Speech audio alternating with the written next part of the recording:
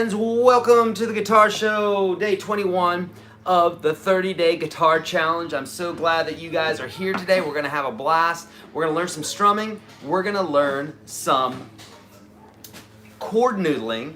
Where's my little guy? My little guy around here?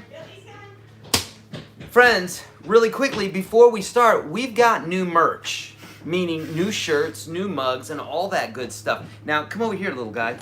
Now, this guy has one of my older shirts on, but we got new shirts, okay? This is the old shirt. Can you smile?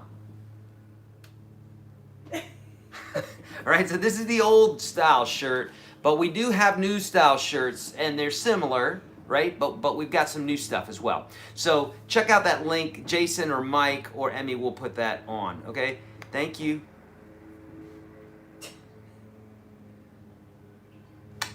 I love it. Bye, Daddy. Bye, bud. Oh, don't forget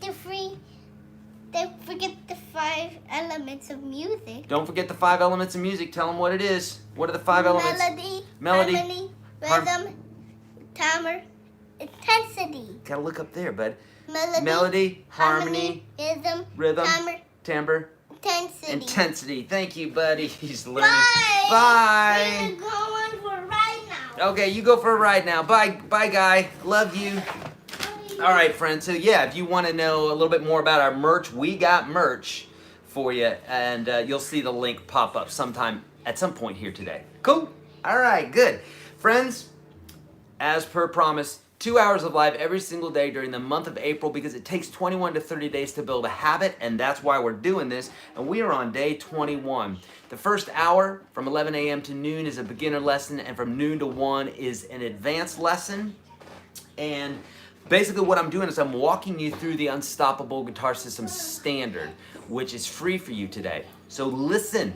I need you to really listen up right now. I know there's lots of distractions right now. But listen for 1 second, because I'm directing you to the right places, and you got to listen if you want to be on board here and not be like, oh, what did he say again? Would you repeat it again, please? No, don't do that, please. Come on, be cool. So here we go. If you haven't already liked the video, please do that. If you would like more of these videos, please hit subscribe and share this right now with a friend. By doing that, you're helping YourGuitarSage, you're helping our crew, you're helping these videos get more popular, which of course means that we can do more, okay? All right, good. Thank you for taking the time to do that. But I'm not done.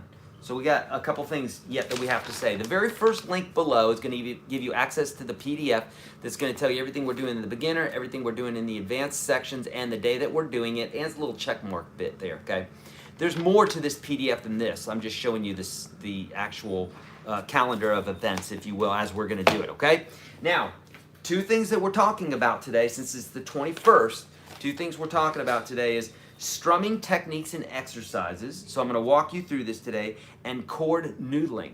Now, for almost all of my lessons, I have PDFs, MP3s, or some sort of supplemental information, usually some sort of PDF, to help supplement what it is that you're going to be learning in that video. So for instance, today, for the first hour, we're going to be learning about strumming, how to master strumming quickly and easily, right? And so I talk about it here in high detail for you. This would be one I'd say take a screenshot of, but resolution-wise, you're not going to be able to.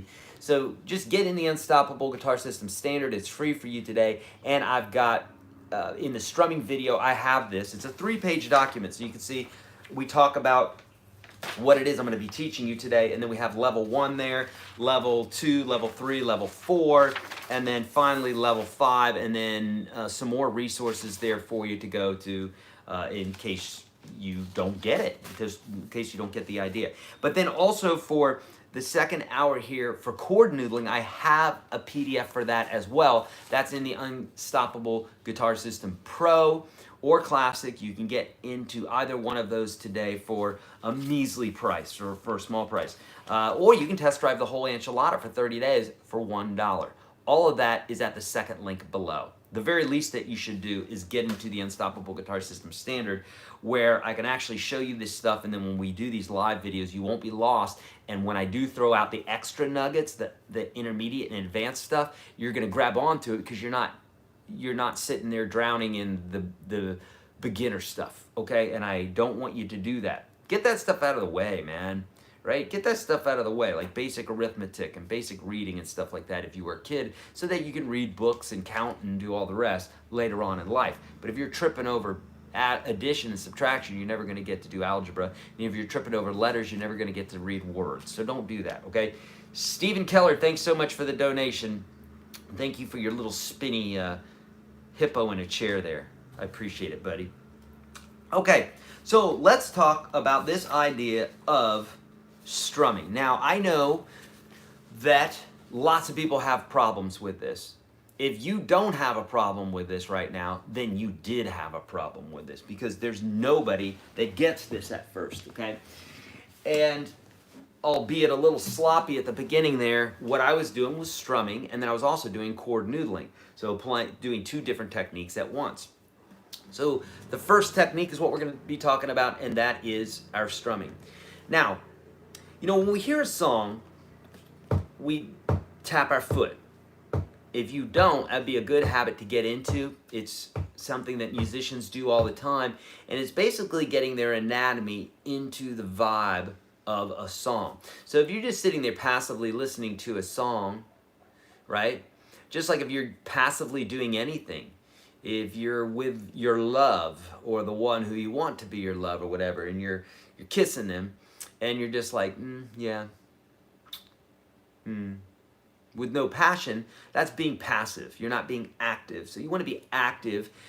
You get more zeal out of life, and you get more everything out of life if you're more active in it.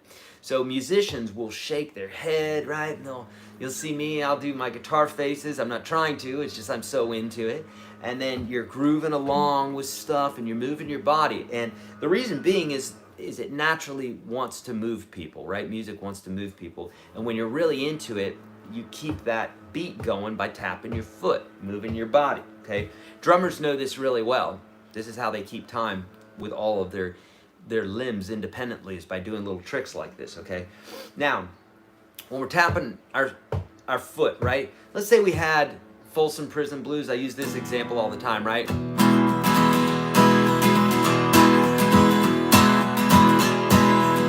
Tap, tap, tap, tap, tap, okay? That's what we're going to be doing naturally. Now, when our foot hits the ground, that's called a downbeat, right? Sorry, the guys are doing the lawn out here, and they picked right now to do it, so cool. Yeah. So, right, when our foot hits the ground, that's a downbeat. When our foot comes up, the anti of that, the antithesis, right? Antithesis, I don't know, it's the anti of that. It's when your foot comes up, it has to come up so it can come down again. That's called the upbeat, okay? 2, 3, 4, 1, 2. That's a downbeat that you're hearing. When my hand comes up, that's the upbeat. And when we're counting, usually we go 1, and 2, and 3, and 4, and. So the ands of the beat are the upbeat, okay? The numbers are the downbeat. 1, and 2, and 3, and 4, and, okay? Now, when we strum, we want the down strum and the down beat to be in tandem. That is, we want them to be at the same time. And the up strum, or the upbeat, and the up strum to be in tandem as well at the same time. So we're going to go through some of these exercises today. I'm not going to go through them all with you. I'm going to go through some of them with you. Maybe I'll go through 5 of them with you today, because you've got more than that. You've got 5 levels, but in each one of these levels I have like 6, one of them I have 4, one of them I have 5, but in each one of these levels I have several. So altogether there's probably 5 times 5 or 6 here. There's probably 25 to 30 exercises for you, okay? And it starts real easy on level 1. So let's go through this. The cool thing about this is we can all do this at the same time. And if you mess up, you're not going to be messing anybody else up. Okay, so what I want you to do, take your fretting hand and lay it on the strings as light as a feather. So I think about it like a wet sponge, okay? Or just a sponge, just real light, so that when you do hit the strings, you get that sound. If you're getting this sound, then you're pressing the strings down, or you're not even muting the strings. So you want to have this sound. That in and of itself is a trick that you got to learn how to do, okay? The reason we're doing this is we want to focus all of our mental energy on the strumming hand, not on the fretting hand for our chords. If you have the strumming part down already, then later on you can add these chords and that'll be great, okay? But for right now, we want to focus all our energy on the strumming hand. Cool? Good. So you're muting. That's why we're doing this. We don't want to do any sort of chording or anything, okay? Now, the beat's going to go like this. 1, 2, 3, 4. 1, 2, 3, 4, okay? Got something in my eye here. Okay, now what you're going to do is you're going to strum down on the down beat. It's real super simple. Everybody does get this at first, okay? Just about everybody. But it's okay if you don't. You got to learn it. There's a day you do, you know? Now, 1, 2, 3, 4. And it's good to get in the habit of counting 1, 2, 3, 4. Because it's the musician's way of keeping in time. 1, 2, 3, 4. Okay? Got it? Now, we're going to do the next one. Now notice that when you're strumming down, you're also not strumming up. So you are already doing a trick. Okay? If you're just going 1, 2, 3, 4, your hand's coming up, but it's not hitting the strings. How are you doing that? You already have some sort of control here that you didn't even realize that you had. Good for you. Seriously, that's really cool. Now watch this. 1, 2, 3, 4. Now, if I'm just hitting on the neck here so you can see it, since you can't see this so much right here in the frame. Now, the second part of this, what we want to do is we want to strum up as well. There's 603 of you ninjas in here today. I love that. Beautiful. Thank you so much. Here's the deal. Here we go. We're going to go down and up this time. So this time, on your way up, you're actually going to hit the strings. And the only thing you have to do that is to focus on that energy and make sure that the pick hits the strings. So here we go. 1 and 2 and 3 and 4. And 1 and 2 and 3 and 4. I like the way you're thinking, Corey. I would love to see 800 folks in here. Would love to do it. That's right. And John D, 800. That's right. Think 800. Right, so 1 and 2 and 3 and 4. If that's too difficult, you can slow it down. 3 and 4. Remember, what we're looking for is accuracy, not speed. Speed is a byproduct of accuracy. It'll happen after you play it enough times. How many times is that? It depends on who you are. Okay? 1 and 2 and 3 and 4. And are you counting? You should be counting. If you're not, you should be. 1 and 2 and 3 and 4 and 1. And it's good to emphasize that 1 and 1, 2 and 3 and 4 and 1. Okay? Emphasize that 1, 1 and 2 and 3 and 4 and 1. That is the very first groove, if you will. If this was a drum beat, it would be boom, ta, boom, ta, boom, ta, boom, ta, right? Kick, snare, with a hi-hat. It would be just your basic bum, ba-da-dum, ba-da-dum, ba-da-da-da-da-da, right? So 1, 2, 3, and 4, and 1, and 2, and 3, and 4. Okay, now, what we want to do is most strumming rhythms aren't exactly like that, so we want some variation, right? And we have what's called a ghost strum. And a ghost strum, you've done it already, so don't fear it. Don't fear it. You've done it already. Earlier, when you were just strumming down 1, 2, 3, 4, you were ghost strumming on the way up. You were not hitting the strings, but you were still moving your hand. That's called a ghost strum. It means you just move your hand as if you're hitting the strings, but you don't actually hit the strings. So 1, 2, 3, 4. We're not hitting it on the way up. If I didn't want to do any ghost strums, I'm going to hit the strings every time my hand hits, or I'm going to strum every time my hand moves. So 1 and 2 and 3 and 4 and 1 and 2 and 3 and 4. Get it? Okay. And slow it down if you need to. Whatever tempo you're at, is the tempo you're at, that's fine. Now the very first exercise I want to show you here is when we leave out the and of 4. Okay, so let's count this. What I like to do first with students, I like to count it out loud. Okay, we're getting really close. We're getting ready at 640. So for those that are thinking 700 and 800, nice. Thank you. When we're strumming, what we want to do is we want to do that counting bit, right? And when we are, before we do an actual strum, we want to say it out loud. So for this, number 3 of level 1, this is the PDF that you get for free when you get inside the Unstoppable Guitar System Standard. So we just did this one, 1, 2, 3, 4. Then we did 1 and 2 and 3 and 4 and. Now we're doing 1 and 2 and 3 and 4. 1 and 2 and 3 and 4. Now, what the beat is not, is it's not 1 and 2 and 3 and 4. 1 and 2 and 3 and 4. 1 and 2 and we're not doing that jump thing, okay? Which is what happens to you when you try to strum and you mess up. Okay? So even though that seems goofy, seems like you won't do that, you probably won't for this one. Later on you will. That's why we want to establish a really firm foundation, okay? So 1 and 2 and 3 and 4. And at first, just say it. 1 and 2 and 3 and 4. It's good if you're tapping your foot because we need some sort of commitment to the beat. You've heard, and the beat goes on, right? That means the beat's going to keep going whether you mess up or not. The band is not anticipating you messing up, so if you mess up, they're going to keep going. It keeps going like a train, right? So 1 and 2 and 3 and 4. You should be saying this out loud with me right now. 3 and 4.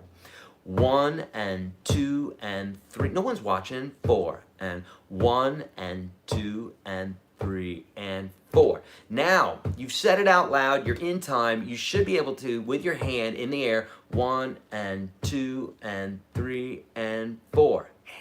Now for the one that we're ghost strumming, I like to whisper it to remind myself don't hit the strings. So 1 and 2 and 3 and 4. And 1 and 2 and 3 and 4. And 1 and 2 and 3 and 4. And 1 and 2 and 3 and 4. And 1 and 2 and 3 and 4. And 1 and 2 and 3 and 4. Now, for those of you that are like, this is for babies, get ready, because I'm going to humble you right now. Okay? I'm going to humble you right now. You ready to do it? Here we go. I'm going to do, this is going to be number 1 of level 3. Number 1 of level 3. Because just now we left out an upbeat, which is a very natural occurrence. But when we leave out, or I should say, we left out a down, we left out an up strum. Very natural occurrence. A down strum is a little bit more humbling, I should say. So this is when it starts getting real. And I'm going to teach you how to get through this. And then we're going to go to the very last one. Bob Wicks, thanks so much for the donation, my friend. So number 3, we're going to do that. Number 1 of level 3. You've got this today for free inside of UGS Standard, okay? And then we're going to do the very last one of level 5, which is the most popular strumming rhythm. It's in like 80% of all songs, okay? So here you go. Got to listen up. If you thought that was for babies just now, it's humbleation time. Humbleation. Here we go. So what you're going to do here is we're going to leave out the 4. So again, we're tapping. Tap your foot with me. Tap, tap. We're up to 665, friends. I can feel 700 coming on strong. If you guys, Skeletor's asking, you should be tapping with me, by the way. Skeletor 619 is asking, how do I donate? Thank you, Skeletor 619. The bottom left-hand side of the screen, right where you would actually chat, there's a little smiley face, and right next to that, there's a US dollar symbol. If you click on that, you can donate, okay? Rajan's saying, where is the link for the download PDF file? I told you. Some folks need to be told a few times, all right? Rajan, The second link below is going to give you access to the Unstoppable Guitar System. Once you're in the Unstoppable Guitar System, you're going to need to go to the strumming video and download this. Don't do it right now, but just make sure you do it later, okay? Second link below. Don't get confused. The second link below. The second link below, okay? So we're tapping, okay? And we're going to count 1 and 2 and 3 and, okay? We're leaving out the 4. So let's do it together, nice and slow. 1 and 2 and 3 and 1 and 2 and 3 and 1 and 2 and 3 and 1 and 2 and 3 and. You should be counting with me, because if you think you're just going to skip straight to the strum and not count with me, you're going to not do this. It's not going to work for you. There's a reason that I'm telling you to do it, okay? So do it. 1 and 2 and 3 and 1 and 2 and 3 and, okay? 1 and 2 and 3 and 1 and 2 and 3 and 1 and 2 and 3 and get ready.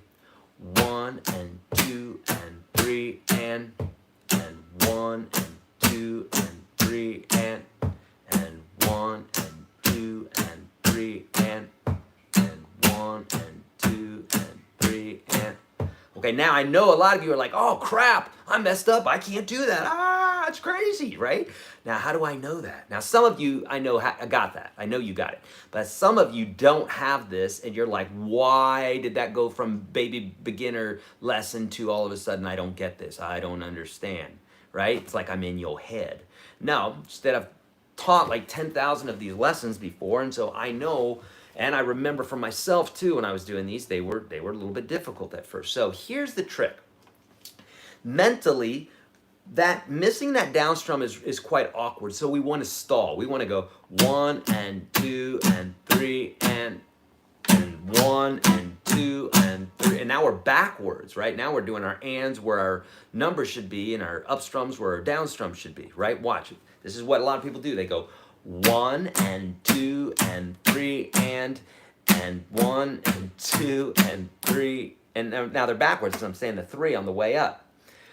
So what happens is they stall up here. They don't keep that hand moving. You always want to keep the hand moving. Always, always, always, always, always, always, always, always, always, always, always, whether you're hitting the strings or not. This is your timekeeper. This is your drummer. This is your metronome. And I found a way to make this to where you can keep your hand going even if you're having difficulty with it right now. Here's the trick. On the 4, what you're going to do is you're going to take your hand, you're going to hit your knee, or you're going to hit the bottom of your guitar. I suggest hitting your knee or your thigh, giving it a reason. So 4, you actually hit your thigh. It gives you a reason to go down there, and then you have to come up again, so you'll stay in tandem. You'll only have to do this in the beginning until you start building a neural path, right? I talk about this all the time. Building a neural path.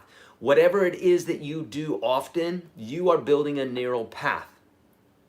Whether you are doing push-ups for your push-up challenge, or you're showing up here every day, you're doing your meditation, or you're grabbing a cigarette. Every single time you do it, you are building a neural path, and every time you do it, it gets deeper and deeper, meaning it makes it harder and harder. Never impossible, 0, there's no such thing. There's only a mind that thinks that, but not impossible, just harder. So that's why it's good to break up your bad habits, okay? Not your habits, not your bad habits, to break up bad habits that don't belong to you. I should change my wording there. By the way, we're up to 679, folks. Can you feel 700? I feel it. Come on, collective consciousness. You ready? 700, 700, 700, 700. Here we go. So, on 4, you're going to hit your knee or hit your thigh with the hand that's strumming. Ready? Here we go. 1 and 2 and 3 and 4 and 1 and 2 and 3 and 4. Be real obvious about it. I mean, just really obnoxious about it if that's what you need to do, okay? 1 and 2, 675, 4 and 1, 680, 2 and 3 and 4 and 1 and 2 and 3 and you doing this with me?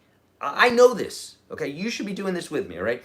1 and 2 and 3 and 4 and 1 and 2 and 3 and 4 and. Now, 682, 683. We're moving up, friends. Here we go. Coming close to 700. Here we go. We're going to do it. You can do this. If you still can't do it right now, you just got to slow it down, but you can do this, okay? Now, for those of you that are like, that's baby stuff, give me something hard. Here we go. Humiliation time, right? Or let's be humbled, right? So, this is going to be the last one on level 5. This is the PDF that you're getting for free inside of the Unstoppable Guitar System Standard. So we're going to go 1. We're going to leave out the and. We're going to leave out the 3.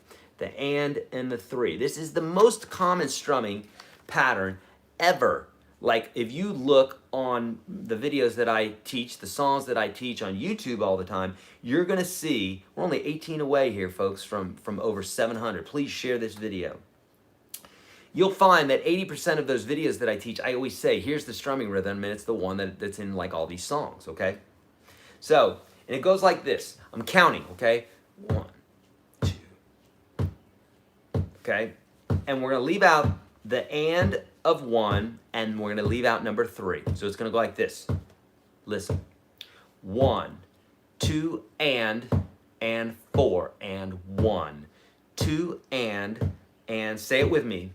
1, 2, and 4, and 1, 2, and 4. Let's slow it down. 1, 2, and 4, and 1, 2, and 4, and.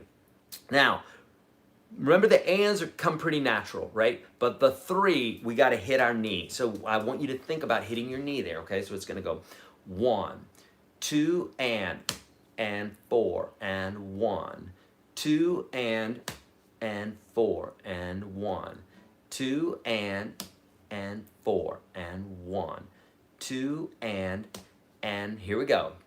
1, 2, and 4, and 1, 2, and 4, and 1, 2, and 4, and 1, 2, and 4, and 1, 2, and 4, and 1, 2. Okay, now if you mess up with this, just get it the next time around, okay? Thank you so much, Jeff, for the kind donation of $20. I really appreciate that, bud. Thank you, thank you, thank you, thank you. Let's do it again. Here we go. 1, 2, and 4, and 1, 2, and 4, and 1. Listen to me. If you're not doing this with me right now and you need help with strumming, you need to do this because I want to see your victory dance here in a minute. When we're done with this, I want you to tell me if you got this here. I want to make sure that the light bulbs are coming on. So somebody's humbled. Scarescapes is humbled. I know. It's a very humbling strumming rhythm. And it's okay if you don't get it here right now. But there's a good chance that you will get this here right now if you listen to what I'm saying and if you follow what I'm doing, you're going to get it. Chances are you're going to get it. And it's okay if you don't right now. Some people may take a little bit more practice only because they haven't practiced this at all or their sense of rhythm hasn't been practiced in their own head or as they're listening to music. It's okay. No big deal. No foul, okay? Patrick, thank you for a donation, $20 donation, Patrick McCormick. That means the lights are going on, okay? Beautiful. I love that. Here we go. We're going to do this again. Please try this with me because you can do this. There's nobody here that just started strumming. Nobody. They had to go through this, okay? In some way or another, okay? So here we go. Watch. We're going to do it together. 1, 2, and 1, 2, and 4, and 1, 2, and 4, and 1, 2, and click, and 4, and 1, 2, and 4, and 1, 2, and 4, and 1. Okay, now, if you got this, give me a thumbs up, give me a light bulb, give me a, oh crap, I just got this, the lights have turned on, I'm so excited, etc., etc. And you don't have to, this doesn't have to feel good, it just means that you got it once or twice. You weren't lucky, okay? Frank said close. That's all right, Frank. The difference between close and gotten it and have it is just a few more times, honestly, okay? So if you got this, let me know that you got it. Beautiful. And that means that anybody else can get it too. So you are a testimony, just like Mr. 4-minute mile, right? We use that example all the time. The guy that ran the 4-minute mile, and after he ran the 4-minute mile, a bunch of people ran the 4-minute mile after him, but everybody before that said it was impossible. Your heart would explode. A human being can't run 4 minutes, can't run a 4-minute mile. And then he did it, and then everybody else did it, or a bunch of people did it after him, okay? So if you didn't get this right now, it's okay. It's totally okay. You will get it if you do the practice like I'm giving you. And here, I moved you along pretty quick, okay? So the fact, if you got it already, then you are kind of in the upper percentile of people that would get it. For most people, they need to practice a bit more. And so obviously there's a lot more levels in this that I have for you for free inside the course there, right? So we just went through like 4 or 5 of them real quick and just jumped straight to it. So if you got it in that amount of time, you're a rock star, okay? But if you didn't, you're a rock star anyhow, and you just need to practice with the lessons that I'm giving you for free today in there, okay? Now, here's the other deal is, God, I love this because I'm studying this stuff in a different realm of like, with meditation and everything, but it's all the same thing. Look, truth is truth is truth. It's truth in it's truth on Earth, it's truth on Mars, it's truth in Russia, it's truth in China, it's truth in the US. There's only one truth, right? When we're talking about a specific something, there's not like, oh, my truth and your truth. And no, there's truth, and then there's opinion, but there's truth. So when it comes to these sorts of things, practice will get you there. But one of the things I'm learning is this. You conceptually understand something. And these are different sections of your brain, by the way. If you're following my Twitter, I'm handing out free links to this whole Joe Dispenza Rewired thing. I found a way that you can send out a link for where people can watch what I'm paying for free, but you can actually do this. And it's legit. I'm not doing anything that they didn't allow. And you can actually watch this stuff for free. So I'm putting out the links on Twitter if you want to follow along with me. I put number 1, I put the very first episode of this Joe Dispenza Rewired thing out there yesterday. You have 24 hours to watch it as of yesterday at like 5. So get to watching it now. Go to my Twitter and check it out at some point here after the broadcast.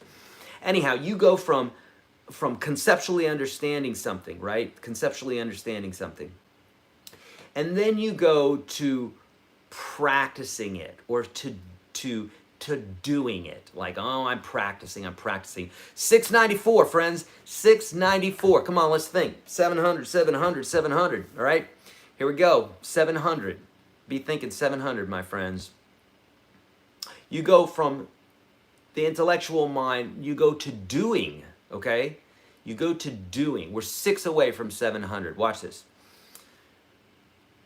Once you do something enough, it starts becoming part of you, and that's when you start going into being. This is your subconscious brain. You program your subconscious brain through your conscious brain, okay? This is truth. This is 100% scientifically proven. 697, we're 3 away from 700, by the way, friends. There we go, 702. Woohoo! I freaking love that. I love it. Look at that's because of you guys, because I'm focusing on this. My energy is focused on this right now. You guys are focusing on the 700 bit, and you guys did that. Thank you so much. I love that. Okay, so you go from intellectually understanding, then you go to doing, and then you go into being. It has to follow that path, okay? It has to follow that path. When you see Stevie Ray Vaughan or any of these people strumming or playing really well, they conceptually understood something because it was taught to them or they learned it themselves, same thing. And then they started manipulating it, playing it, practicing this enough, okay? And at first it's foreign to you. You're like, yeah, I kind of get it. That's the start. It's always like that. It's never not like that. You never do it one time and just get it. Conceptually, you can get it. You can go, you have that aha moment. But then actually in practice, it does take practice, okay? And so that's what the practice is. That's what's the doing. And then when you do it enough, it becomes a part of you. And then it's a being. It's part of you now. And that's why Stevie Ray Vaughan can just sit there and play. And he doesn't look like he's thinking because guess what? He's not. Now his subconscious mind is taking over. I don't believe you, Eric. I don't believe you. Okay, well, check this out, because I'm a skeptic too, friends, but check this out. When you were first learning to drive, you were like this, right? You're like this. And you wouldn't be on the phone or eating Cheetos or something. You shouldn't eat Cheetos anyhow, but if you were eating Cheetos, you wouldn't be doing that the first day you were driving, because all your faculties were focused on hearing and you were heightened, right? Just like if a tiger was chasing you or something. It's like you don't want to wreck that car, okay? But now when you drive, you're eating Cheetos, you're on the phone, you're talking, hopefully hands-free and all the rest. Because what was a conscious thought of driving has become subconscious. Have you ever driven someplace and you're like, how did I even get here? Like, I was just thinking about something totally different. I somehow managed to not hit anybody and go through the lights and what have you. That's your subconscious mind. So if you can do this with that, you can do it with anything. Same thing with riding a bike. The very first time you rode a bike, you're riding your bike, and you're like, I'm gonna wreck, I'm gonna wreck. You probably wrecked. I did. Everybody did at first, right? You're going, I'm gonna wreck, I'm gonna wreck. You're freaking out. All of your mental capability is trying to keep you from busting your melon open, okay? But now you just get on a bike after many years, because what you consciously understood, you practiced, and then that got pushed down into your subconscious, which, oh, by the way, we are 95% programmed subconsciously. So when you have your habits and stuff like that, you're going to learn this in that Joe Dispenza series, is that this is a large part of your being. And if you don't consciously change what it is that you're doing, you'll always go back to the subconscious bit. This is why habits are hard to break, right? Is because it's so into your subconscious. You can consciously say, I'm not going to do that, I'm not going to do that, I'm not going to do that. But there are chemical reactions and there are habits literally built into your DNA, now that you've built them into your DNA, to pick up that cigarette and smoke, or to do whatever habit that you want to break. But science has proven that you can literally change your DNA by doing what it is we're doing right now. This is changing your DNA, what you couldn't do before. And this isn't a metaphor. I mean, you're literally changing your DNA. You're changing synapses, rewiring the brain, not real wires. You know what I'm talking about, synapses. So if you can do this with guitar, you can do it with anything, okay? All right, beautiful. All right, let's get into it. I know some of you are like, why do you talk about that stuff so much? Because for me, if I understand the why, then I can believe it. But I've meditated for years. And I've done lots of things, because my number one, Subskip, thank you. Thanks to this community, I had an extra aha moment yesterday with the Axis of Awesome 4-chord video and using the National Number System to find 1654 chords. Yeah, love that, Subskip. Beautiful.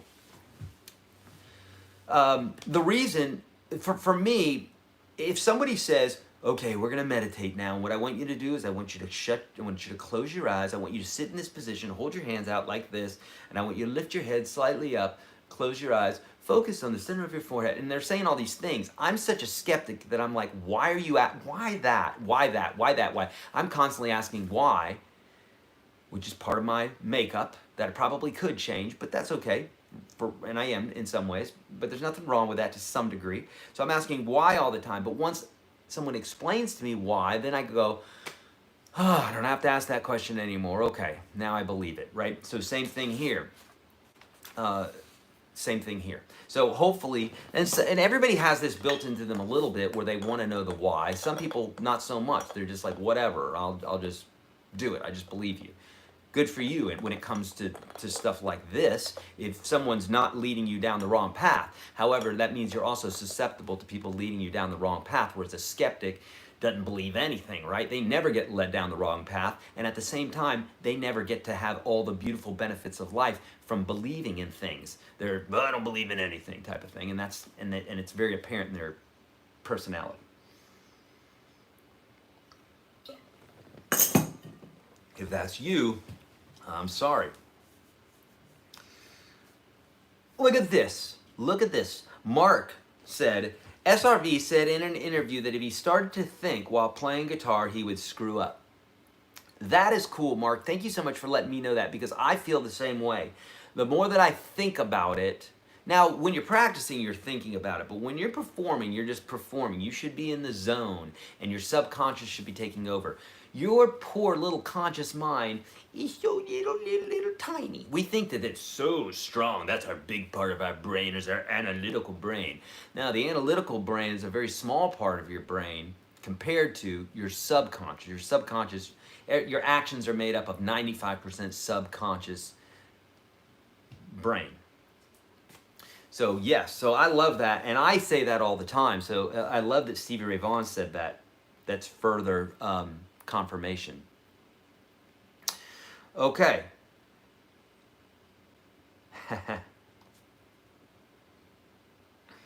Rick, in algebra I wanted to know why X. I know, right? Question authority. So we got all sorts in here. We got the analyticals and we got the non-analyticals. And guess what? It's okay. We have two parts of our brain. Okay? It's just the analyticals sometimes can think kind of like that guy who thinks that he's so freaking smart that you can't tell him anything. Our analytical mind is that. Okay? And some people's analytical mind is even more so. Like if you can think about the most obnoxious guy who never believes in anything, is like, no, I know what to do here. That know-it-all guy, that is our analytical mind. And it keeps us from getting in trouble sometimes, right? It sometimes can prevent us from getting in trouble, and other times it can prevent us from living a beautiful, fruitful life because it's constantly analyzing anything and it doesn't allow for other parts of the anatomy to take over. And even as I'm saying this, that analytical mind is saying, yeah, but, and so there you go. 4 agreements, somebody said, yeah. Okay, 4 Agreements is a great book. Okay, so someone said, teach us the SRV shuffle rhythm. So here's the deal. I meant to mention that to you as well. So we have 2 types of rhythms. We have a straight rhythm, 1 and 2 and 3 and 4, and just like a clock.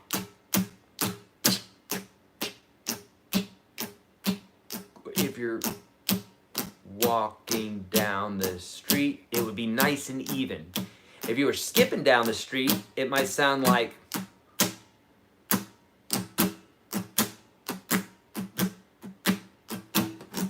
and that is a shuffle rhythm.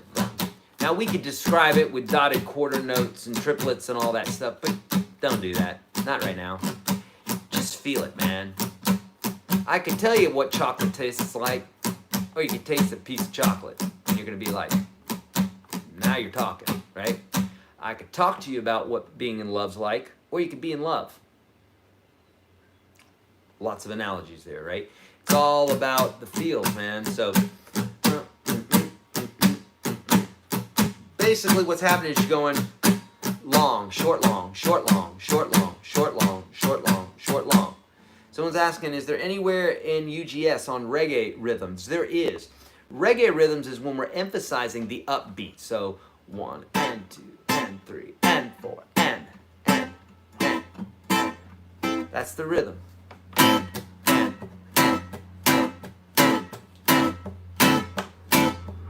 That's it, literally, okay? So now you have a few rhythms there. And support from the Y people and all the positive words for free while learning guitar. And support from the Y people. I'm a Y person too, Marco. I really, really am. I really am. I'm a Y person.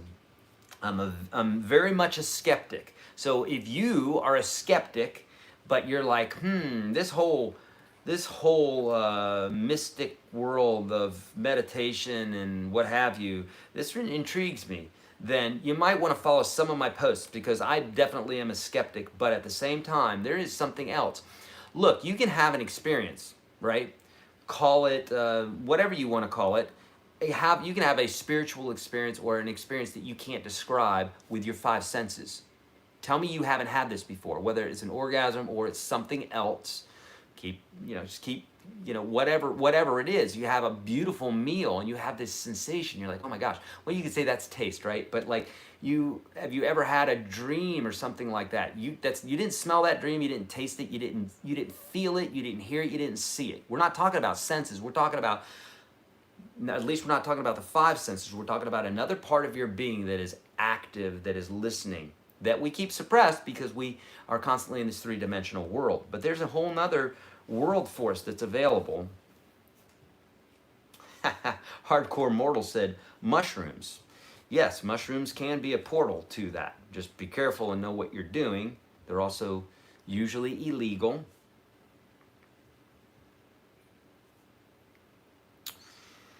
Can you give some examples of the songs you have on YouTube with the most popular rhythm you showed? Can I give examples? You know, that's kind of difficult off the top of my head because there's so many of them. Let me just randomly pick one. Come around my stage and I've been feeling just fine. Got it.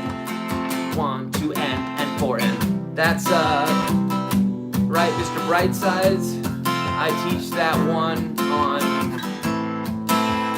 YouTube. Let me go. 1, 2, and 4, and 1, 2, and 4, and 1, 2, and 4, and 1, 2, and I just literally grabbed that one out of the air.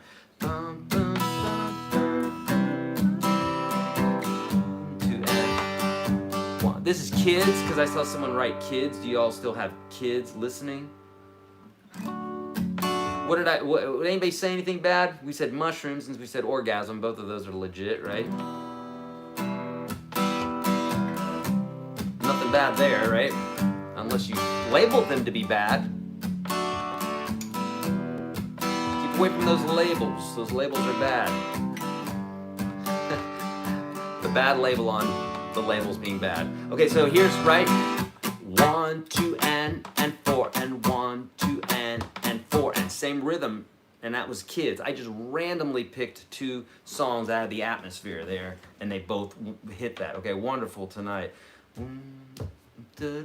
Wonderful Tonight would work, yeah.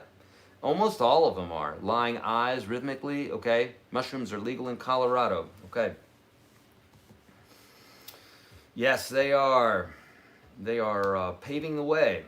Hold on. Questioning why is fine, but there is a difference between that and not accepting the truth when answered.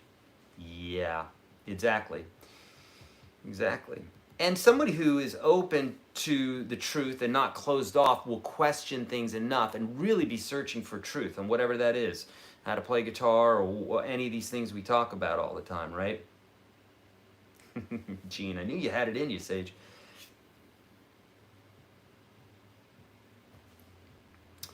All right, good. Eagles strum. You're probably going to find that in all sorts of Eagles songs. Yeah. Robbie's like, mushrooms and orgasms. What on earth did I miss here? Should have been here sooner. Yes, Robbie, you should. We talk about some fun stuff here. Numbers are always down and ands are always up. Now, with the exception of this, and really, if you overthink this, then you're going to get in trouble, okay? Again, if we're doubling up the beat, then just keep your hand moving. So we can go 1, and 2, and 3, and 4, and 1, and 2, and 3, and 4. Now, if I had something faster, 1 E and a 2 E and a 3 E and a 4 E and a 1 E and a 2 E and a 3 E and a 4 E and a. So this would be 16th notes, right? In this case here, my and is going to be going down again because I'm going 1 E and a 2 E and a. So in the case of 16th notes, it's not like that. But if you sit there and analyze this and try to like, oh, I gotta figure that out. No, just double it up. Double up the speed. And a 2 E and a 3 E and a. So my foot's hitting the ground like that. 4, 1 E and a 2 E and a 3 E and a 4 E and a 1 E and a 2 E and a 3 E and a 4 E and a. Make a sense, yeah?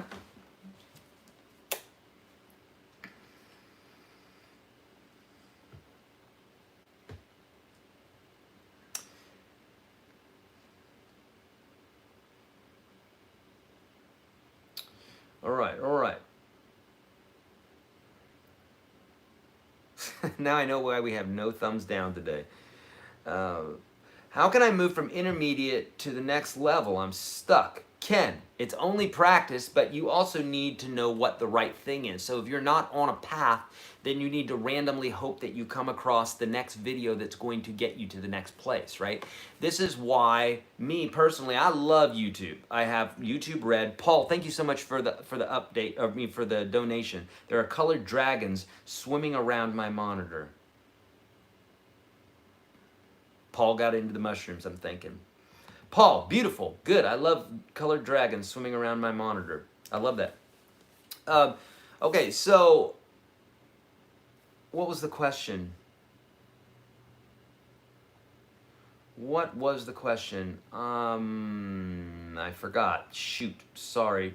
Oh, yeah. So I have YouTube Red because I watch lots and lots and lots and lots and lots and lots and lots of videos on YouTube, mainly about all the things that I talk to you guys about, lots of meditation stuff at night and what have you, and I don't want ads, so I like that. At the same time, there's so much on YouTube, and anybody can post a video on YouTube, which makes it great, right? Because it doesn't go through the filter, the mainstream filters, right? Which is great, because now we're getting lots of truth out there instead of following mainstream anything. Mainstream anything is gone through filters of, oh, you can't say that, or yes, you can say that because that is our agenda, right? Whereas YouTube doesn't allow that, or not as much. They are definitely muting people and they are deleting accounts and stuff like that, but that's another story. But that being said, YouTube is kind of just like a plethora of content, and so there's no actual path. So if you want to move from intermediate to the next level on anything, for me, that's why I got into Gaia TV, because if I want a series and I want to watch this progression of how to take my meditation to the next level, or yoga or whatever, it's like I got to have a step-by-step by somebody who's a pro. So that would be my advice to you, whether that's me or somebody else. Get on some sort of program where they're walking you step-by-step, where they've taken thousands and thousands of hours to create something to get you to the place that you can get to as quickly as possible, as opposed to randomly jumping around on YouTube videos. You can learn a ton of stuff that way, just randomly jumping around on YouTube, but you can also waste a ton of time. Phil, thank you so much for the donation. John Lewis, thank you so much for the donation. Super kind, friends.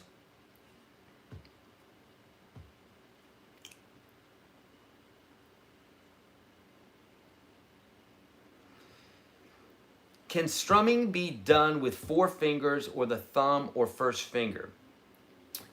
You can do that, but you're not going to get the sound from the guitar that you want to get. It's going to be it's kind of like if I was to talk like this all the time. It's like you can hear me, it's fine, you can hear me talking and what have you, but it's a little bit muffled, it's a little bit not clear. Whereas this is a lot clearer because you're hearing the brightness and what have you. Whereas here I'm muting some of the brights, you're still hearing the lows. And when we're strumming like this with our fingernails, we're not getting that nice bright sound, we're not getting the volume, etc. Okay, so you can do it, but I wouldn't advise it, you know? Okay, good.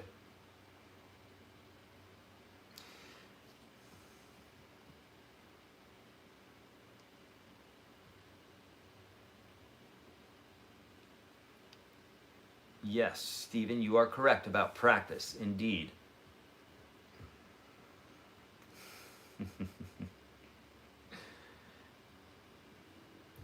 Is it better to pronounce the numbers or pronounce it as down and up? I think it's better to do the numbers because you know what's down and up, and if you're looking at this sheet here that I'm giving you, this is the one that's in the free course I'm giving you today, second link below, Unstoppable Guitar System Standard. You know, this way you would know, okay, well, 3 is the one that I'm leaving out. If you're just going and ups, then you're not going to know which one's which, okay? Plus, you know which is up and down. Say the numbers. Thank you, Lee. Vet salute for your generosity. Thank you, sir. Beautiful. United States Navy. Okay, I use my thumb. The pick is too loud for my house. Yep, and you can do that. If you want to bring down the volume, that's a way to do it. Yes, indeed. Ooh, Esther. I want some of that shepherd's pie. A vegan shepherd's pie. Put mushrooms in it. I love mushrooms. Which path should I be on when learning bluegrass and fingerpicking? I play uke, and I just bought a Taylor GS Mini. Marsha, if you have not gone through the Unstoppable Guitar System Standard, I'm giving that to you for free today. It's the top first 30 lessons. Now, I do have a whole fingerpicking path for you inside of UGS Pro, and I've got a bluegrass section in UGS Pro for you. Both of those, okay? So if you want to do that, you can do that, or at some point you would probably outgrow me as your bluegrass person, right? So at that point you might want to get together with somebody who teaches bluegrass, but I could take you pretty far in there, okay? Okay. How does Mark, hey buddy, my little guy just came in from outside. How does Mark Knopfler fingerpick so clearly? He practices a lot, M-Burner. And so he does not use fingernails. He's also doing this on a steel string guitar. So typically, you know, or electric I should say, you can use just your fingertips and it works just great, okay? But it's all practice, right? It's all practice.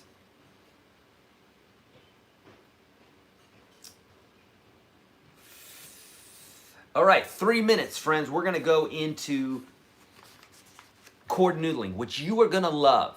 Okay, if you've ever wanted to see how people play chords and melodies at the same time, and stick around, you're going to love this, okay?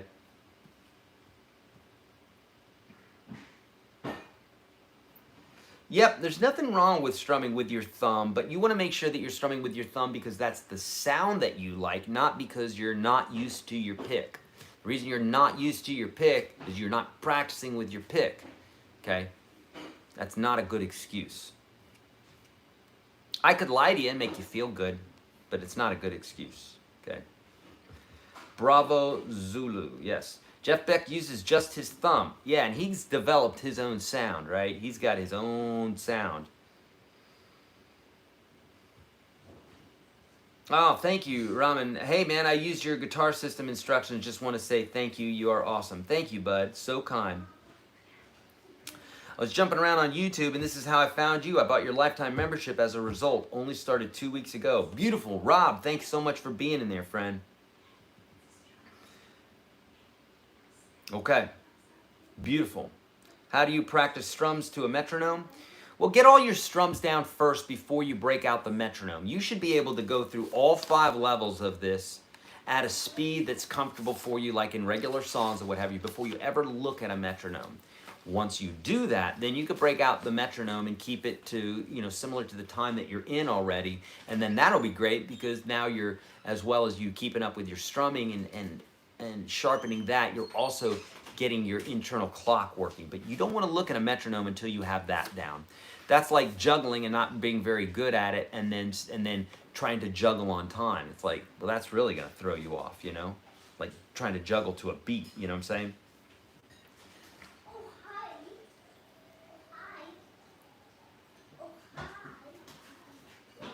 How can I get my fingers flexible to play any finger picking patterns because it really gives me a hard time? Ken, if you're talking about the right hand, search YourGuitarSage finger picking on YouTube. I've got lessons for you on that, okay? But it's all about practicing those exercises. In UGS Pro, I've got lots and lots of exercises, and I walk you through it step by step. 365 also has this too. But don't get into 365 unless you have UGS, okay? That's like an addition to it, okay? What was Roy Clark's best at? What was Roy Clark best at, in your opinion? He was best at playing guitar.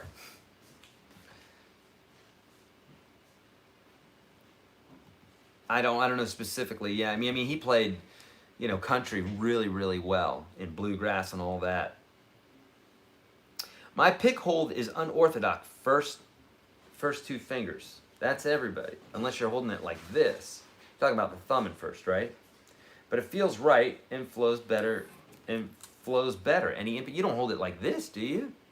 Probably hold it like that. That's how I instruct everybody to hold it. If you're doing it like this, If somebody said, you know, should I do it like this? I would say no, because that to me, I can't physically press those two fingers together nearly as hard as I can press these two together, and I have more precision there. So I would always say, don't do that. But if it's working for you, then do it.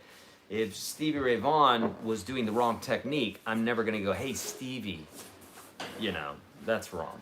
You know, if he's doing it and he's doing great with it, then that's all the proof you need. My pick shattered. Is that normal? They do. Yeah, they do, especially if you have the, you know, traditional Fender type. If you get a nylon pick, they don't split like that. Okay? All right, friends, here we go. We are shifting gears into our intermediate advanced lesson. Are you ready? We're going to have a blast. So we got new people coming in. Some people may be going. Some people will be coming in now. So this is our time to hit 800. So if you haven't thought of 800 already, think 800. These aren't the droids you're looking for. 800. I told you I do that to my wife whenever we're playing a game, and it throws her off, and it makes her so mad. And it's so funny. I love doing it. I'll just do that, raise my eyebrow. And she messes with her, and I love it. Okay, so we're going. Don't you love that, honey, when I do that? What? When I do the ninja trick? What's the ninja trick? When I do the Jedi mind trick, and I do the fingers, right? She loves that. This one, when I do this one, buddy. Marcia, thank you so much for the donation. Love these live streams. Beautiful, Marcia. Thank you. Bye, guys.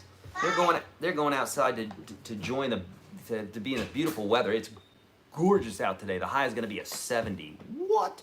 And the sun is shining hard. I'm going to take the kid down to the river today, and we're going to throw some rocks. Okay, friends, this is the second part of the hour here. This is where we get to our intermediate and our advanced lessons. So here we go. Let's do this. If you have not already, if you have, don't do it because you'll mess it up. You'll negate the last one. But if you have not already, give this a thumbs up. Let's pop it above 500 here real quick. Okay? Let's do this step by step, shall we? If you have not already, there's a little subscribe button. If you dig what I'm doing here, hit that subscribe button. And then there's another thing that'll show up that says notifications. If you hit that, then you'll be notified. Like when I go live, some people are like, I don't know when you go live. And there you go. That's how to know when I go live. The more things you do like that, the more YouTube will say, hey, okay, let them know. Okay, there's that. Now, also, please, if you would share this video, so next to the like, you can share this, and if, by doing that, we'll probably get up past our 800 mark here, okay? Which we haven't done yet. So I'm excited to do that, and I want to make history with you. Let's do it. We've never done that for one of these live weekly broadcasts. We've done it for our big ones where we have like 10,000, 13,000 people show up or sign up for these. Then we get thousands of folks, but these weekly ones, we've not done that yet. So any day here, we're going to do it. Probably today. All right. So we did that, right? Link 1 below is going to give you access to the PDF, which is guiding you through what it is that we're doing. We're doing 2 hours of live every day, beginner and advanced lesson. First hour is beginner and the second hour is advanced. Takes 21 to 30 days to do to develop a habit. That's why I'm going live with you every single day. I'm walking you through the Unstoppable Guitar System standard for the first hour. The second hour, I'm taking you further into the Unstoppable Guitar System Pro, which is showing you stuff that the Pro members have, and it's great stuff. So I might as well show you too, right? And I have PDFs for all this stuff inside of the program. Okay, and the thing that we're talking about today is we're talking about chord noodling, okay? Chord noodling. And the second link below, by the way, is going to give you access to the Unstoppable Guitar System, either standard, classic, or pro. Standard's free, classic's $5 a month, pro is $19 a month. We just dropped it from $40 a month. Everybody was really happy about that. We charged $40 a month for a long time, and then we said, let's cut it in half. Now it's $19 a month. People were super happy about it. So join the movement, my friends. Let's do this. Okay, so what is chord noodling? Chord noodling is, you've seen this before, right? Like,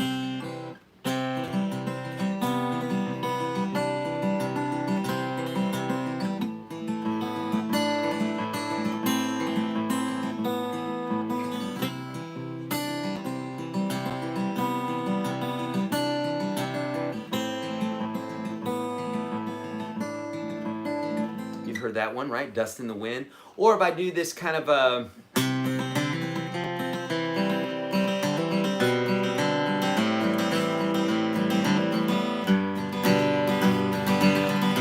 I do this finger picking bit.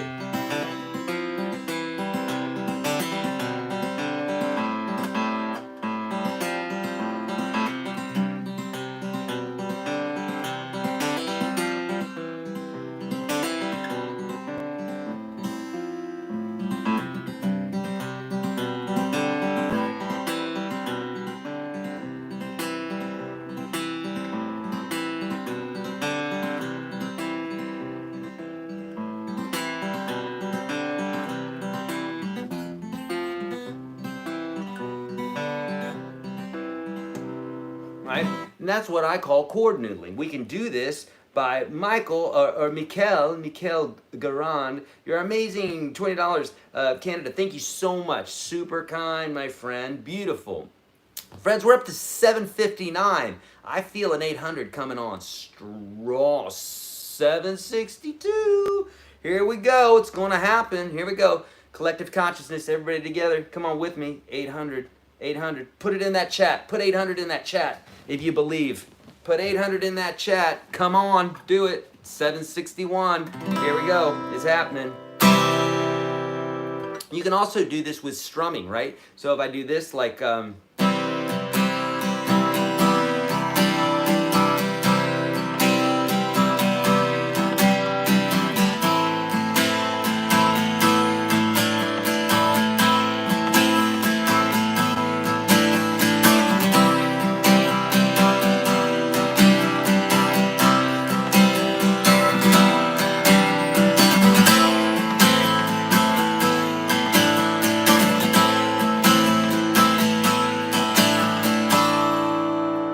Honorian, thank you so much for the beautiful donation. Again, as always, you always come through for me. Thank you, thank you, thank you. So kind. Okay. So we can do this when we're strumming chords. We can do it when we're finger picking. Either way. So really, what chord noodling is, and that's a term that I've come up with just because I'm like, well, what is this thing where we're playing chords and kind of notes at the same time? We're kind of noodling around, if you will. So I call it chord noodling. Okay. And basically, what you're doing is you're embellishing chords. Okay, you are playing, it doesn't matter really what the chord is, you're playing 7s and 13s and 6s and 9s, you're getting crazy, right? But you're not really thinking about it so much. It's just literally like you are, you're playing notes within the scale and they're gonna work, okay? Anthony Jones, thank you so much. I really appreciate it. Low on loot, but $2 times 700 is 1,400. Beautiful. Love it. You mean 800, don't you, right? It'd be 1,600. Okay, so you can do this with chords. You do this, or with strumming, you can do it with finger picking. Doesn't matter. And here's the deal. When you play chords and you play melodies within the same key, they just sound good automatically. So this is where the magic's going to happen, folks. If you've been sticking with me here over the last few weeks, we're building up. As you can see, we're going somewhere, right? When you go watch a band and one guy's playing rhythm guitar and then the gal's playing lead guitar or singing or whatever, and then somebody's playing keys or whatever, bass, doesn't matter the instrument, they're all playing within the same key. It's not like one guy's playing in a different key and then somebody else is playing in a different key. Everybody's playing in the same key, meaning they're replicating a lot of the same notes. Usually in a key we only have 7 notes. 1, 2, 3, 4, 5, 6, 7, and then 1 again. There's only 12 notes in diatonic harmony, 12 altogether, but we don't play all 12 in a key. We usually play only 7 in a key. Sometimes we only play 4, 5, 6. You know, if you're a Tom Petty song, you're only going to play 4, 5, 6 notes sometimes, and that's totally fine. Sounds great. But usually 7 notes does it. That's all within the chords, all within the scale. If you take the soloist, if you take all the chords that all the instruments are playing and what the singer's singing and what the bass player's playing is all going to come up with the scale, the major scale or the minor scale in some way or another. Addie, thank you so much. So kind. Fist bump. All right. So now with that being said, in order for us to do this, we need to, number one, play chords that are within the same key. And then we also need to play notes that are within the same key as the chords that we're choosing. So now there's 12 different keys. We're not going to look at 12 different keys today. We're going to look at 2 keys, and we're going to use our capo. The reason being is this. The key of C, now you're going to have to track with me, okay? Track with me. The key of C has no sharps and no flats.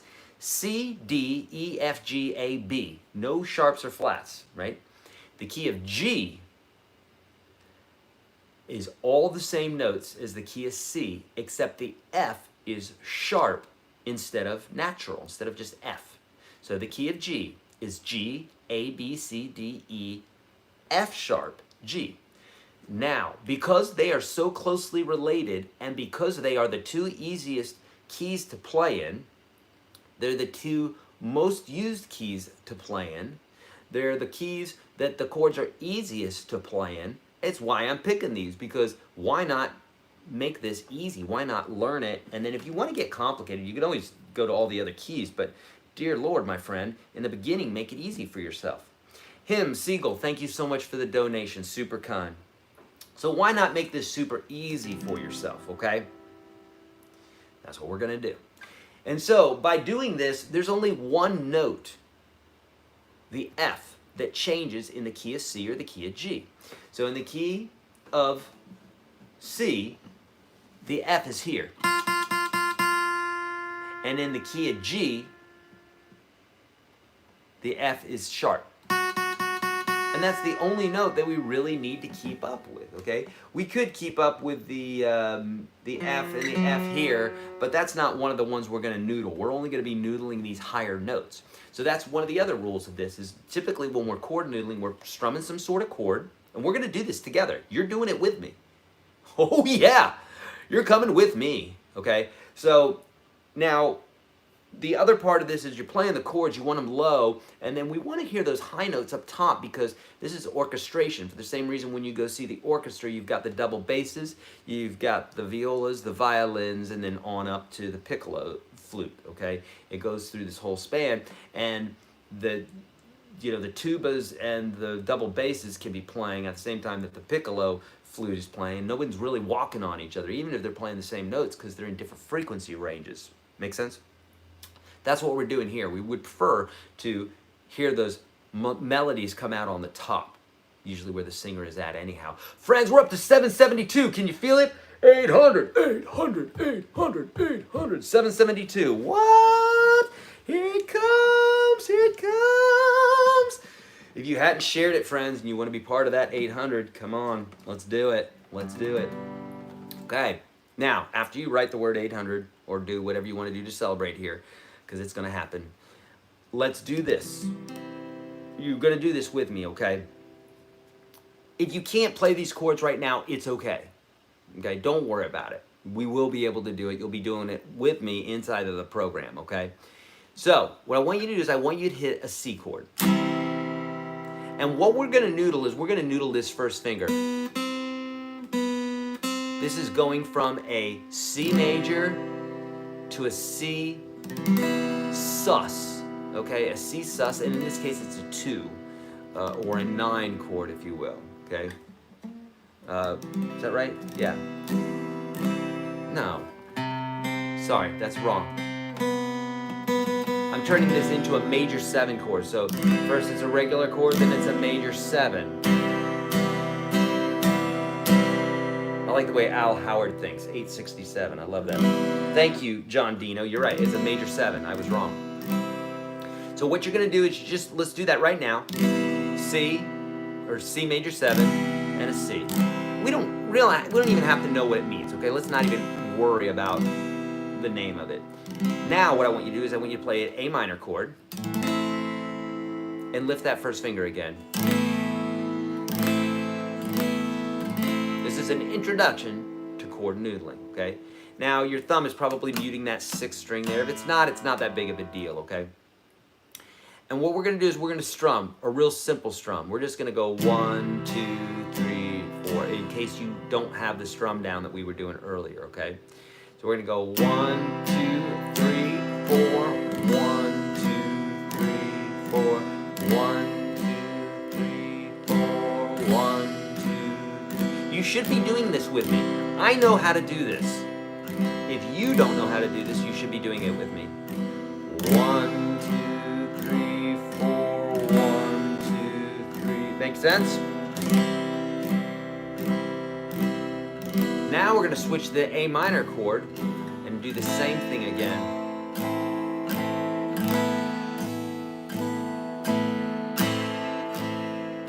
Now if I wanted to fancy it up,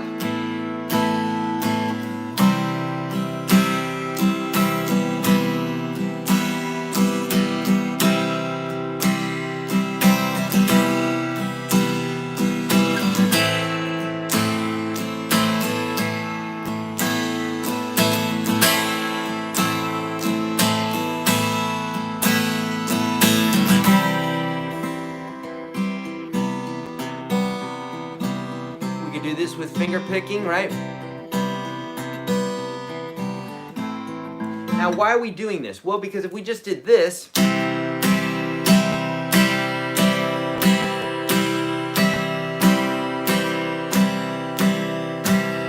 at already here, it's real boring. So adding that little noodle makes it really pretty, right? It adds a little something in there that is a little something that catches your ear and makes you go, ooh, what is that? That's pretty. What is that? You know? So, yeah, you can make a whole song out of one chord, right? Exactly. This is kind of dust in the windish. Now if I want to add that pinky, okay? So my rule for this is I create a motif. A motif is a musical idea. Michael, thank you so much for the kind donation, friend. What I like to do is create a musical motif. A motif is a musical idea, right, that repeats. So if it's usually has some sort of pattern, right? So in this case here, we're going 1, 2, 3, 4, 1, 2, 3, 4. So the pattern is I'm switching every 4 beats, that melody, and then the chord, I'm doing the same thing. Make sense? And because of that, when we are talking about art, we're looking for symmetry. There's a reason that when we see the Mona Lisa or we see something, you know, that has symmetry, that you go, oh, that's so beautiful. And it's also a reason why artists who rebel go, oh, I'm not doing that. I'm going to do impressionistic, or I'm going to do something different. And maybe they just splatter paint on something and they go, oh God, this is beautiful. Oh my God, this is so beautiful. And we're like, okay, I guess it looks pretty random. Looks like my kid splattered some paint on a canvas, right? But there's something about symmetry, okay, that we are attracted to, whether it's in faces, whether it's in music, whether it's in art. It doesn't matter, sculpture, whatever, okay? And so that's what we're doing here, is we're creating some sort of imagery or some sort of symmetry, if you will, okay? Now we could do this with any notes. In the case of G or C, we could noodle those same notes. So if we were doing something in the key of G, we could go, if I wanted to do something in the key of G and I just wanted to noodle those notes, I might go,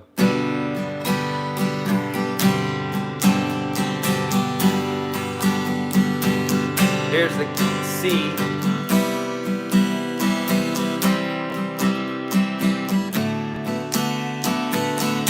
then D. Take you a little while to get it. Here's a C chord. And that dissonance, you're okay with it because we know where it's gonna go. Here's a D.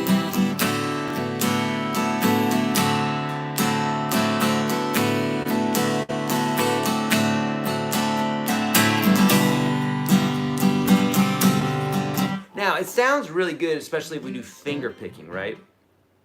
It sounds better if we do that. No, so we could do this for the key of C, the key of G, and all those notes are the same, except for in the key of C, the F is here, and in the key of G, it's an F sharp. Okay, with that exception, all the other notes are the same, and those are our 2 easiest keys. So if you get to doing this, just focus on the keys of C and G, and then use your capo. Now, inside of the Unstoppable Guitar System, if you're a member already, you know about this. If you want to check this out for $1, we have got a 30-day trial offer that you can literally try it for $1. And if you get out before the 30 days, you don't get kicked into monthly or something like that, or whatever it is that you pick. But you can try it out for 30 days. And I have a whole section on chord noodling where I'm like, okay, let's chord noodle with the A minor chord. What does that look like? And then I do it with the C chord. I do it with the G chord and all these different chords. This way you can assemble this stuff together. And that's just to get your mind working, because there's a million different ways, a million different possibilities for this, okay? 800, I'm with you, Dennis. 800, Scarescapes, I'm with you. 800, it's gonna happen. Let's do this. All right. Let's get to some questions. What kind of questions do you have this? Beginning of Sweet Child of Mine by GNR does this with the D and the C. That's right. It's real similar. He's chord noodling, but he's doing it with arpeggios. Yeah, same thing. Okay. And when you start seeing this stuff, it's almost as if someone's playing the guitar for you, because all of a sudden, all of these notes that are within the same key, they sound good together. And when you hit a note that's outside of what you normally would hit, it still sounds good, because that's tension and release, tension and release, tension and release, which is what music's all about. It's what life's all about as well, by the way. Mike, brother, thank you so much. $50. That is super generous. Thank you, Mike. Really, really kind, buddy. Wow. Beautiful.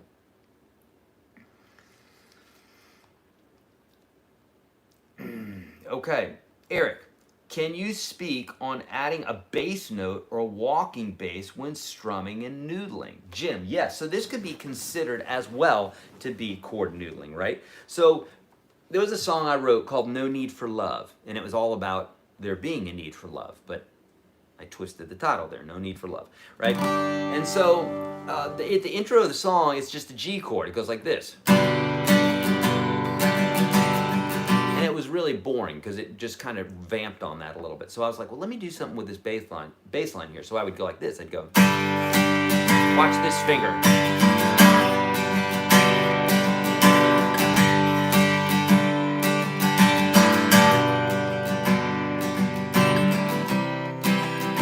Okay, so what that did is it allowed me to play the chord longer without you getting bored. Because if I just did this,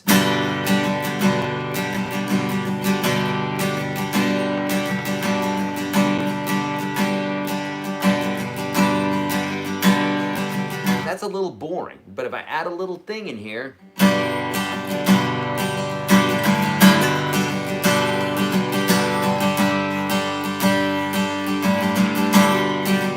right? Now we have some movement there. So we could do this with bass lines, right? I do this sometimes when I'm going like so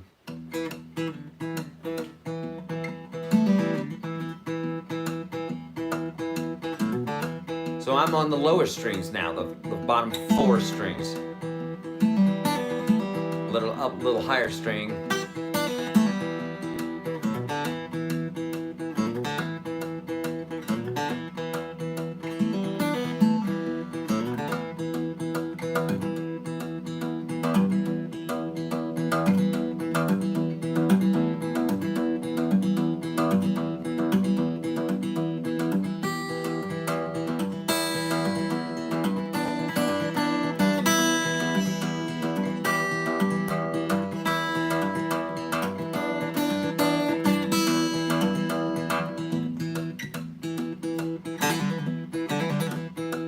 So I'm keeping something going while I'm noodling with these notes. So here's the deal. You can do the same thing with this, Jim, if you just follow the patterns that I'm giving you in UGS and just following it down. So so really it's just a concept. There's so many millions of ways that you can do it that you know, to show you one way is just showing you one way of like so many different ways that you can do it. But let's talk about it a minute. The reason that it's kind of harder to do on the lower notes is because if we're moving bass notes, which we are, then those are the notes that we get sacrificed, and those are the ones that kind of establish our sound there a little bit. You know what I mean? But let me try to do one here. I want to keep the bass lines maybe I'm gonna noodle around with the 4th note, because if I have all 6 and 5 string bass note chords, which would be things like almost every chord, then I can noodle a bit with the 4, you know.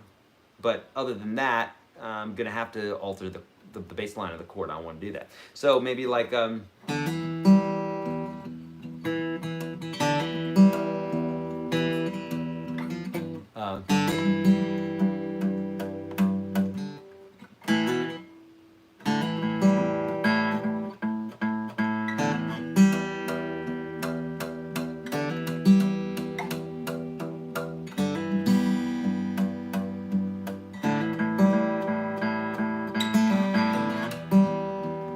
know, now it sounds like a song. Let's see.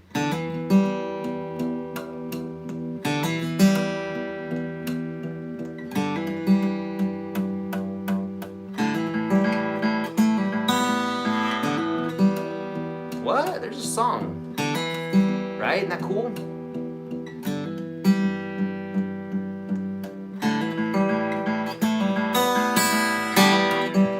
So this is all, when you start noodling like this, you will get lost. You'll just go down the rabbit hole and you'll be like, oh my God, I'm writing songs, I'm coming up with stuff, this is crazy.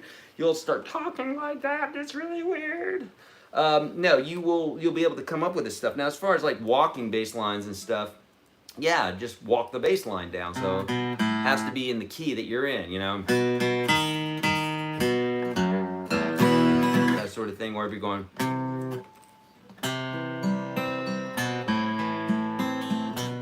that's chord noodling with the bass line.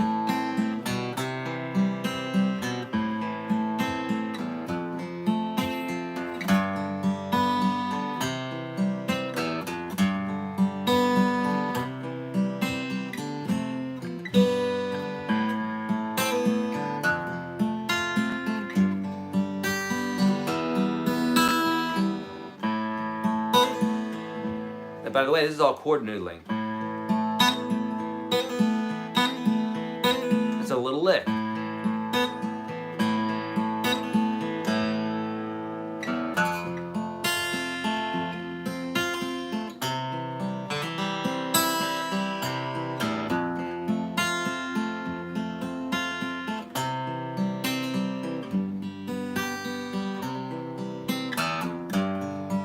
Beautiful. Okay, so Bill just said, that just totally changed my playing. Beautiful. I love that, Bill. That makes me happy.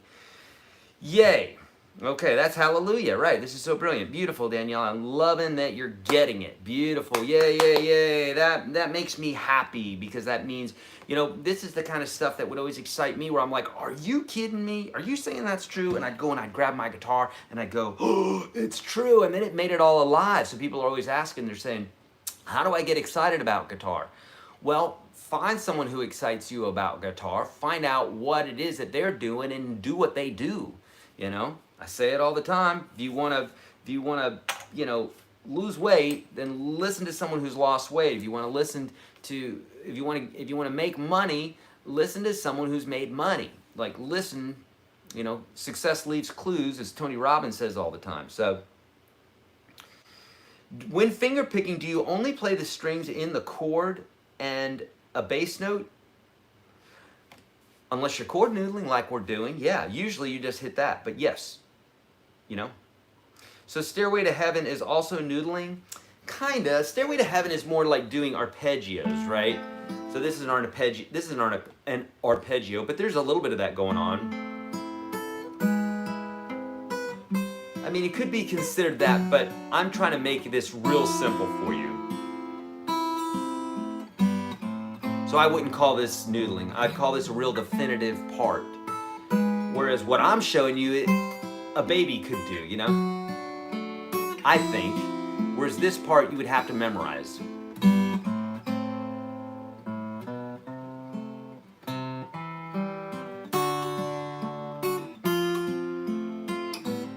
You know, that sort of thing. So, but, you yes, start with the stuff that I'm showing you, and then you can gear up. I mean, you can get really good with this. I tell you who's amazing at this is Colin Hill, who's been on our show before, and Joe Robinson. Both those cats are amazing at this, okay? I just lost my feed somehow there. Okay.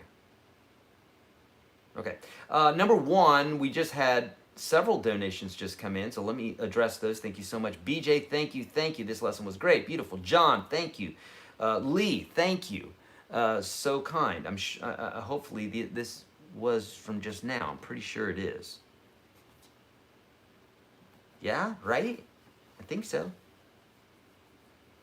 Oh shoot. Let me make sure that my thing isn't messed up here. Let me make sure that I'm getting to all your questions. Yes, okay, that is live. Okay. Sometimes this thing will be not live and like the questions, but they are. They're good. Here we go. Let me gotta put this on the live chat because I had to go off of it for a second. Okay, sorry. Here we go. We're back. Okay. So throwing in any note from the key we're in will work. Yes. And Jeff, you might say to yourself, well, how would I know which one? Well, let me ask you this, Jeff, since you just asked that. You didn't ask that, but here you go, right? So, if we went out to eat and I said, do you want to eat Indian or do you want to eat Mexican? What do you want to eat? You'd probably have an opinion on that. So if you have an opinion on that, on what tastes you like for food, you have an opinion on what you like for music. Think about music as the same way. People way overcomplicate music. What do you like? That's what it should be about. You don't do that with food. You're like, I want to eat that food. And that's the food you eat, okay?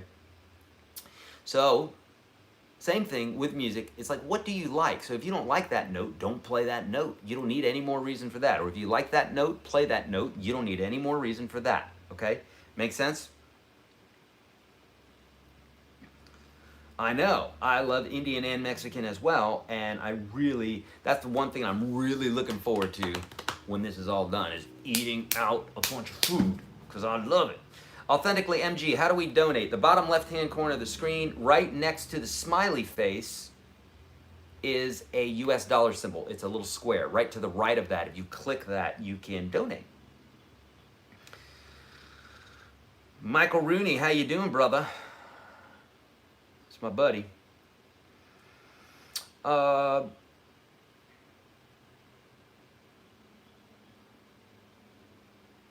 never learned Little Wing.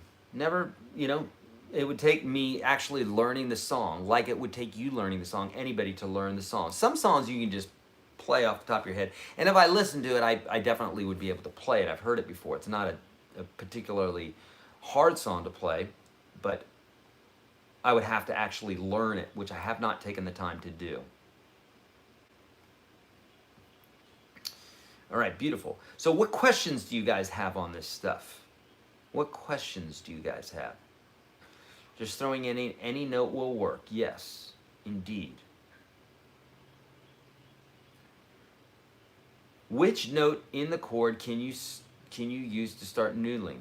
Nairi, why don't you do the one that I mentioned to you? Take the C chord and the A minor chord and just play the second string open. And then go back to the first fret again. And the same thing with the A minor chord.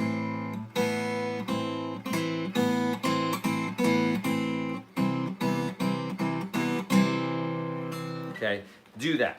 That's a great way to start. And you can finger pick it, Joseph, or you can strum it. Either way, it does not matter. It's the same thing. At least it's the same thing in regards to,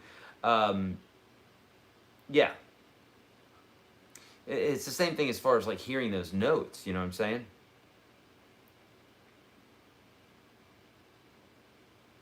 How much does your emotional headspace for the moment come into playing with music?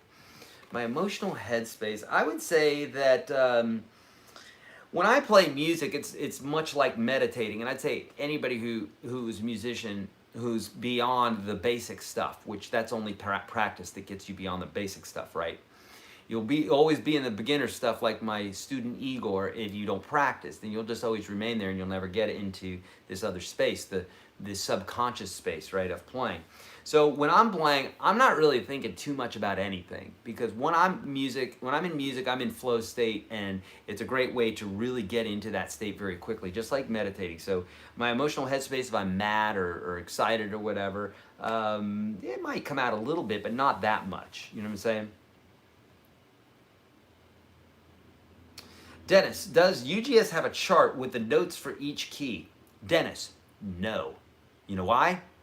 You don't need it. You don't want it. I could have thrown it in there. I mean, those resources are all over the internet, right? You don't need that, Dennis. What you need to do is understand. For the same reason that if you said, hey, I want to learn English, you got a dictionary? It's like, yeah, I got one, but the dictionary isn't going to teach you how to speak. No more than my little boy out there on the grass. If I hand him a dictionary, he's not going to learn how to speak. I have to teach him how to phrase. I have to teach him how to use the words in the right context. And in the same way, what I do is I teach you how to know every single note in every single key by using the major scale, and that's all you need. And then you can figure all that out. So if somebody said, Eric, what are the sharps in the key of A? Go. I'm going to be like, I don't know. I don't care. I'll tell them to you. You want me to tell them to you? Here you go. It's A, so A, B, C sharp, D, E, F sharp, G sharp, A. So there you go. I know them, but what does that do for me? It doesn't do anything. But I use a methodology to determine that. I don't have that memorized in my head, because there is no need to memorize that in your head. Unless you're, say, like a pit musician, like you're doing orchestra, playing in the orchestra or something. Otherwise, come up with a method. For the same reason, Dennis, if I asked you to count from 1 to 1 billion right now, you could do it not because you memorized the actual digits in their order. That would be really difficult to do. That would be like memorizing 1 billion cards, you know what I mean? 1 billion face cards in order. That would be very difficult to do. It's possible, but it would be difficult to do. So what I do is I teach you in the same way that you would learn how to count. You know that it goes 0 to 9, and then the decimal moves over each time. So that's how I teach.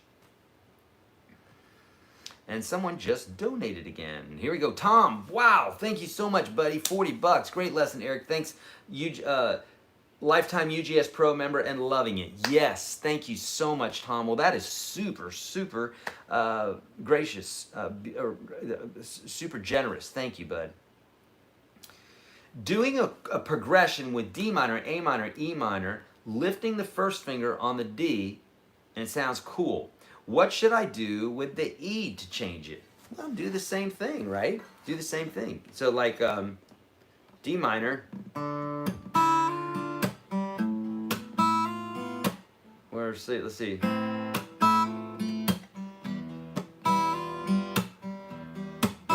I'd have to see how you're using this.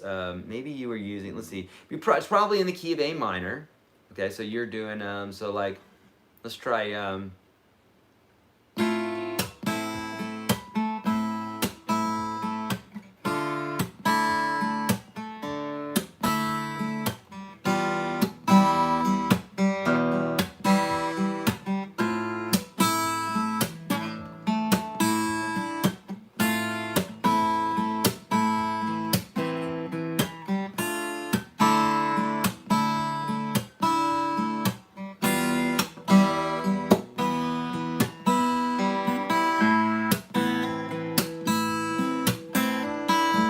right, so, and I threw some other embellishments in there too, but yeah, so, you know, the chord progression is A minor, D minor, E minor, back to A, so the tonal centers would be A minor, and so come up with your own thing there, do what you want to do, you know? Let's see if I did something strumming-wise.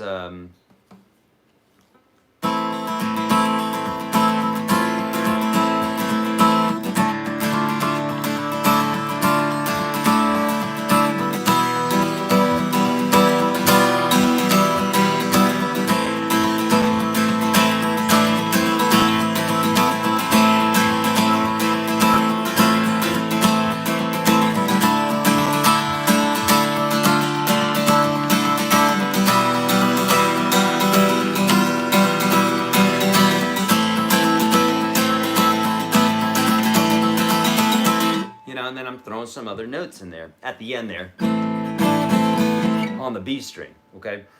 Another donation. Jim, thank you, bud. So kind, so appreciative for that. Wow, beautiful.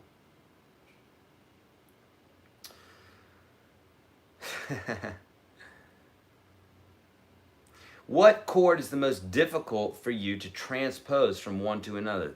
None of them. They're all easy. And they would be easy if you understand the basic methodology. You just move it up the fretboard. So there is no chord that's difficult, you know.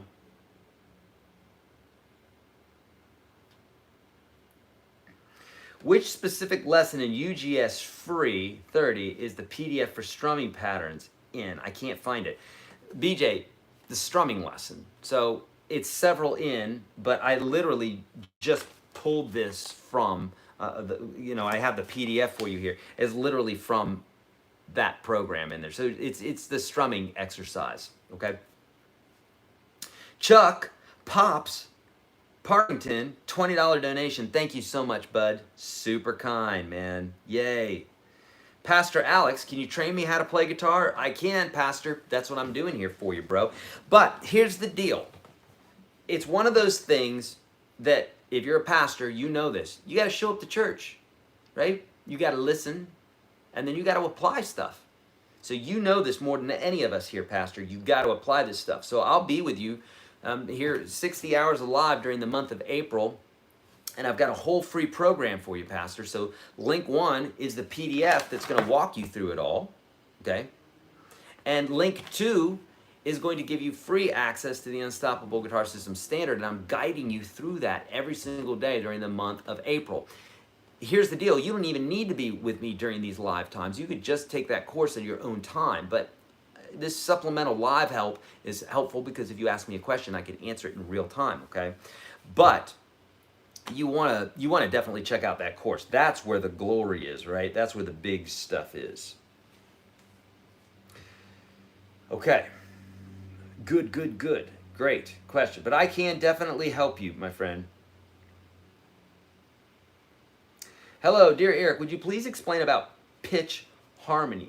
So RF, we talked about it a lot yesterday, so I won't go into high detail again on that. We went into a high detail with that yesterday, so I suggest you watch that live lesson from yesterday. But essentially, if you're within a scale, which you should always be within a scale, right? 99.99999% of all the music you listen to is within a key, in a scale.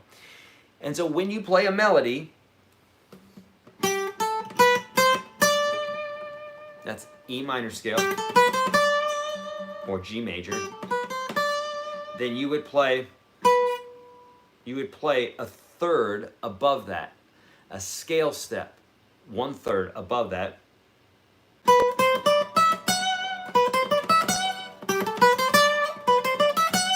And that's called playing in thirds. That's the best way, the quickest way I can explain it without going into the 20-minute dissertation that I did yesterday.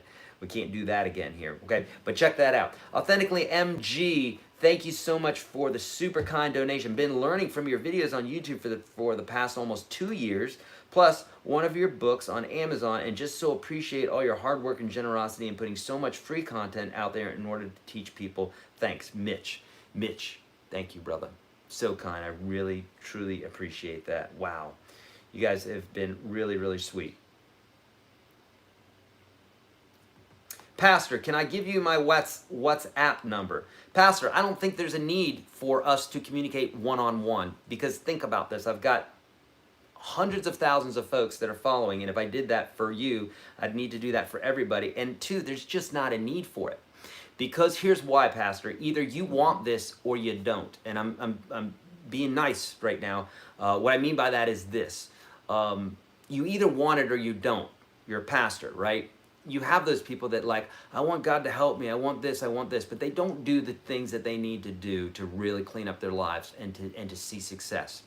So by you going through the gauntlet, you going through that free course, I mean, I lay everything out for you step by step. So it's not about, hey, Eric, I really need help with strumming, I don't know what to do. Yeah, you know exactly what to do, but you don't want to do it. And I'm not going to be able to give you a magic word or a magic pill that's going to help you. You got to do the work.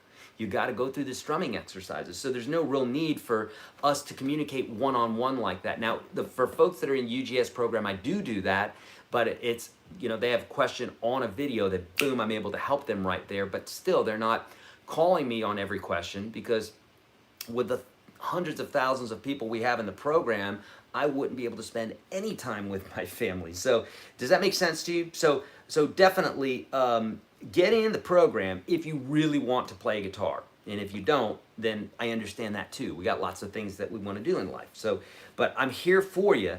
But obviously, us talking every day is not a necessity, and it's not sustainable. I wouldn't be able to do it. I found that out a long time ago when I tried to do that with all my students, and it's not sustainable when you get to as many people as we are working with right now.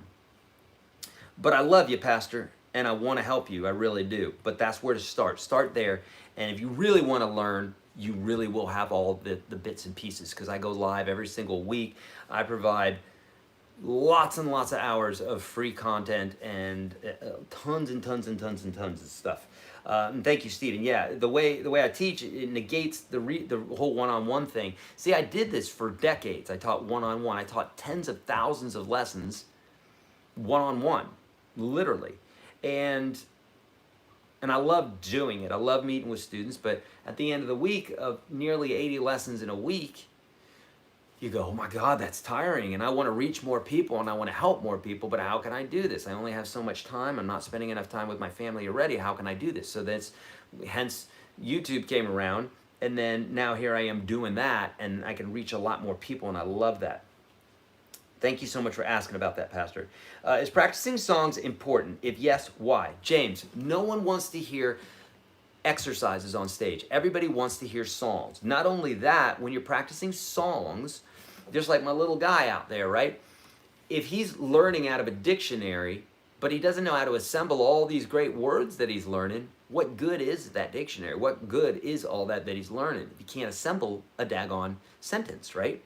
For the same reason they send us to school and we're learning all these things, and then people graduate college and they still don't know how to balance their checkbook, and they still don't know how to stay out of debt, and they still don't know how to eat right, and they still don't know how to exercise, and they still don't have common sense.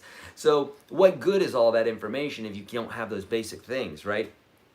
So in the same way, but I think I made my point right there, right? So learning songs is really important also, because when you're learning a song, let's say from Led Zeppelin, you're learning everything that Jimmy Page learned. So you're learning the lineage of all the guys that he listened to. And so you're getting so much information. I mean, if I flash up a picture, right? A picture says 1,000 words, a video says 10,000 words. So when you're listening to a song and you're learning those licks, you're learning just tons of stuff. You're learning scale, you're learning tonal center, you're learning licks. Now, you may not know it yet. You're going to have to stack some more songs up. But when you do that, not only are you learning something that now you can share with the rest of the world, but during the learning process, you're absorbing so much information by osmosis, okay?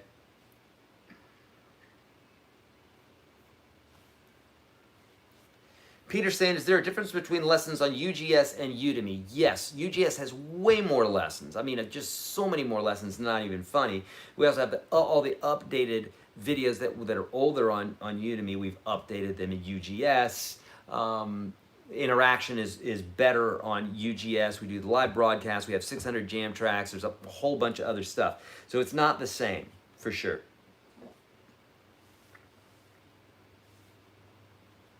Thank you, Dwight.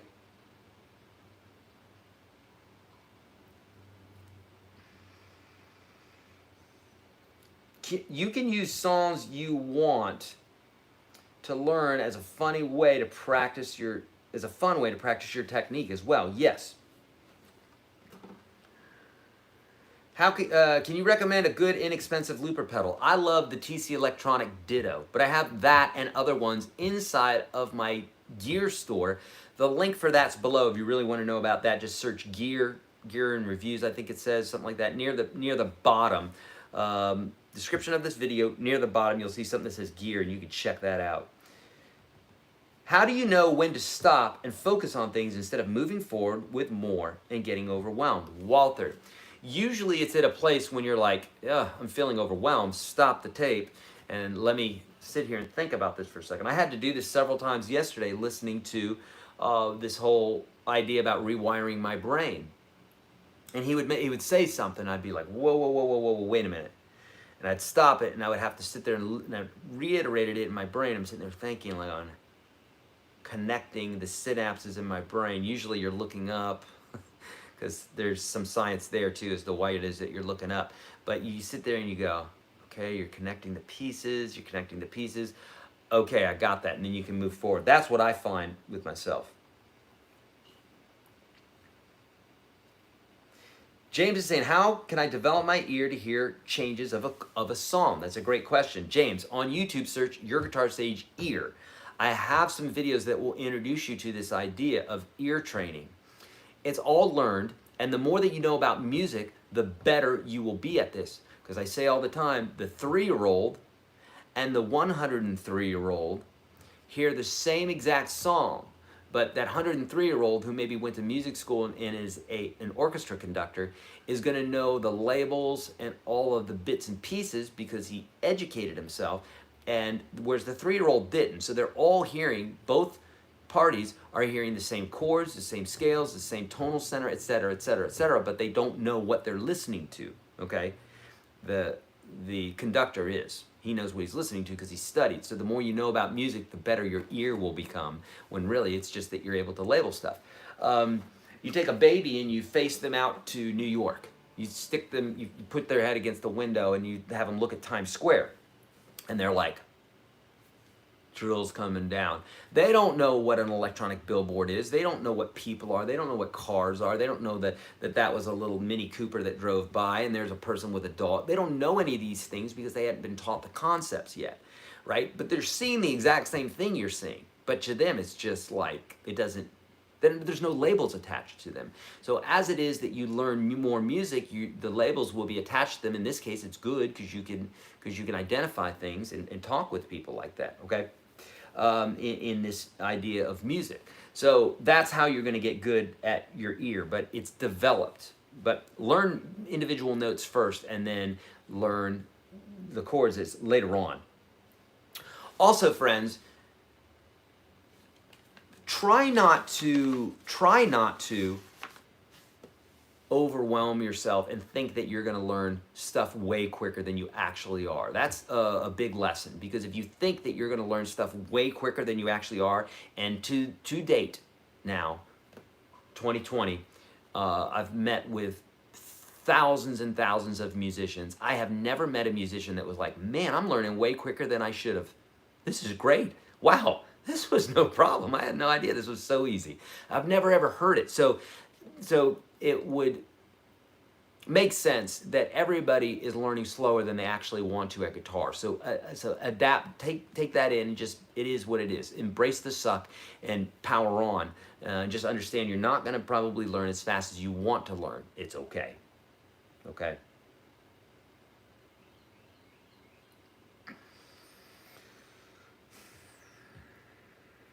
Oh, Dennis, thank you. UGS Pro is the best value for an instructor. Get it. I'm not paid to say this. Eric is my perfect fit on the journey, and I am at present. Beautiful, Dennis. Thank you so much. And Dwight, thank you so much. Beautiful. Thank you so much. Okay, I noodled out the intro to Comfortably Numb. How can I get the volume out of the third note hammer-on? Is there a trick for projecting hammer-ons?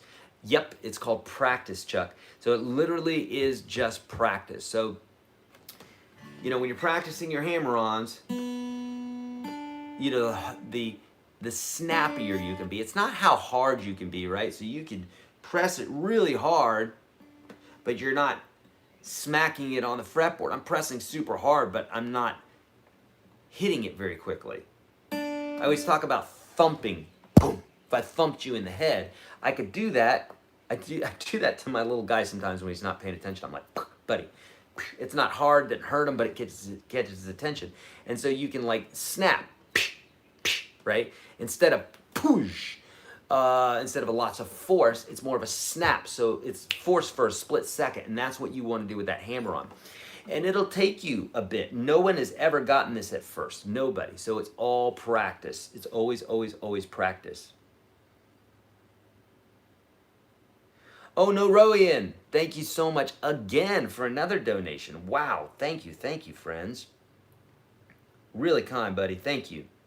Pull-offs, same thing with pull-offs. It really, truly is all practice. Somebody says, what happened to your fingers?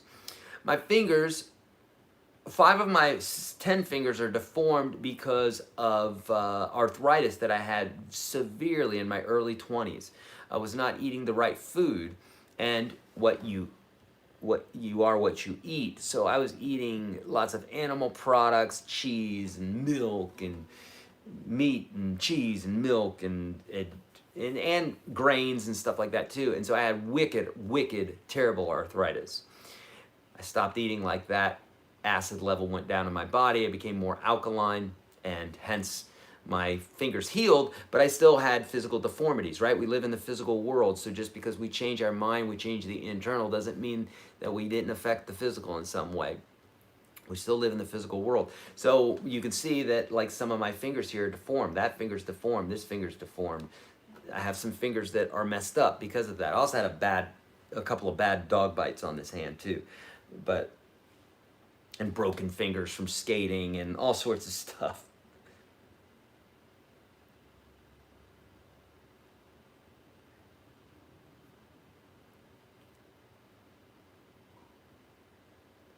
Okay.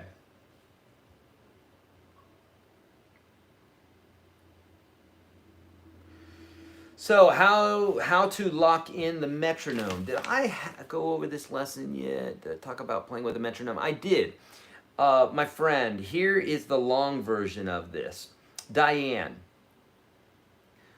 what you want to do is you want to listen to the second hour or somewhere around there, the first part of the second hour on day 12 of what it is we're talking about. Because on day 12, I talked about practicing with the metronome, and I went into really high detail. So watch that, okay? That's the best place you can learn that. Also on YouTube, search YourGuitarSage metronome. I've got videos for this.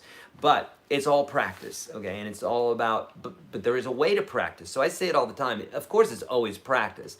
But how you practice will determine on how much you have to practice. So if you're practicing the right way, perfect practice equals perfect, right? As opposed to practice, you could be practicing the wrong thing and really establishing a bad habit. Now you're gonna undo that habit. It could take you years to undo that. You're practicing the right stuff, which is why I write the books that I write. It's why I have the programs that I have, is so that you're set with the right type of practice. Then it's gonna get you there much quicker. But all the information and what have you that I'm giving you isn't gonna help at all. It's not gonna help you at all if you don't practice it, okay? So you got to practice it, for sure.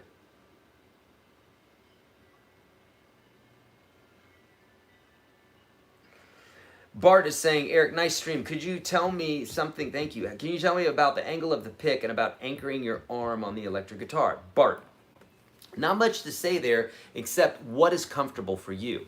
So some people will anchor their hands, some people will anchor their arm, some people will just sit there and float. What's comfortable for you? The closer you are to the strings anchored, the more control you're going to have. And then as far as the pick, again, you're not really thinking about it too much, but technically it's probably going to be at about a 45-degree angle, about like this when you're hitting the strings. It doesn't have to be, it could be perfectly parallel, but don't fall into the hole of thinking that one way is perfect, okay? You're going to find what works best for you. I see people playing perfectly parallel. I see other people really at an angle, and I see good and bad players in doing both of those things. So it has less to do with those specifics and more to do with you just practicing. Can musician help play guitar? Yeah, it can help a little bit, but ultimately it's not going to help you understand how to play guitar very much. It's going to help keep your fingers moving, right? How to play fingerstyle. Diane, I've got videos for that.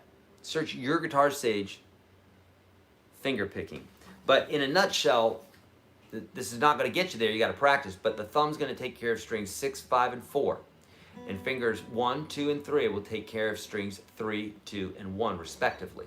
So this guy would float around, you know, if I'm playing a chord, E minor chord,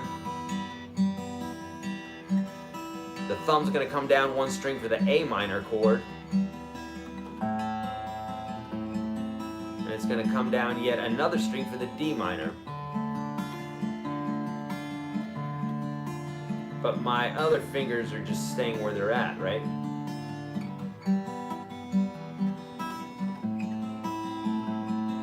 Now these bottom fingers can come up one too.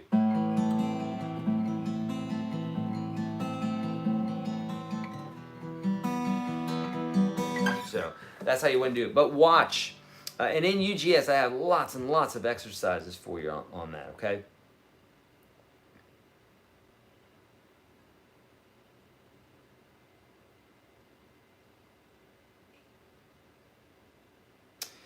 Mr. RF is saying, yeah, but say reading tabs would weaken your ears. No, it won't weaken your ears at all. You won't be working on developing your ears as much because you're not relying on them, just like someone who is blind doesn't have that, you know, there's, how much information are we getting through our eyes? Now, if they don't have that, then their other senses are going to be accentuated. So if you are relying on tab, then you won't be developing your ears, but you're not, it's not going to weaken your ears. I get where you're going, RF, and you probably, that's probably what you meant. Just saying it differently, but it's not going to weaken your ears, but you're not going to be working on developing your ears. Garrett is saying, Eric, having a fantastic time practicing my way through both UGS and 365. I've made a point to have the guitar in my hands every day so far this year, and it's been a blast. Love it. You're fantastic. Thank you, Garrett. That's really kind, friend. Beautiful. All right, friends, we went over 700 today as per usual here lately. Thank you so much for your thinking there, and thank you so much for making that a dealio. Friends, if you have not already, please like this video. If you have, don't do it again.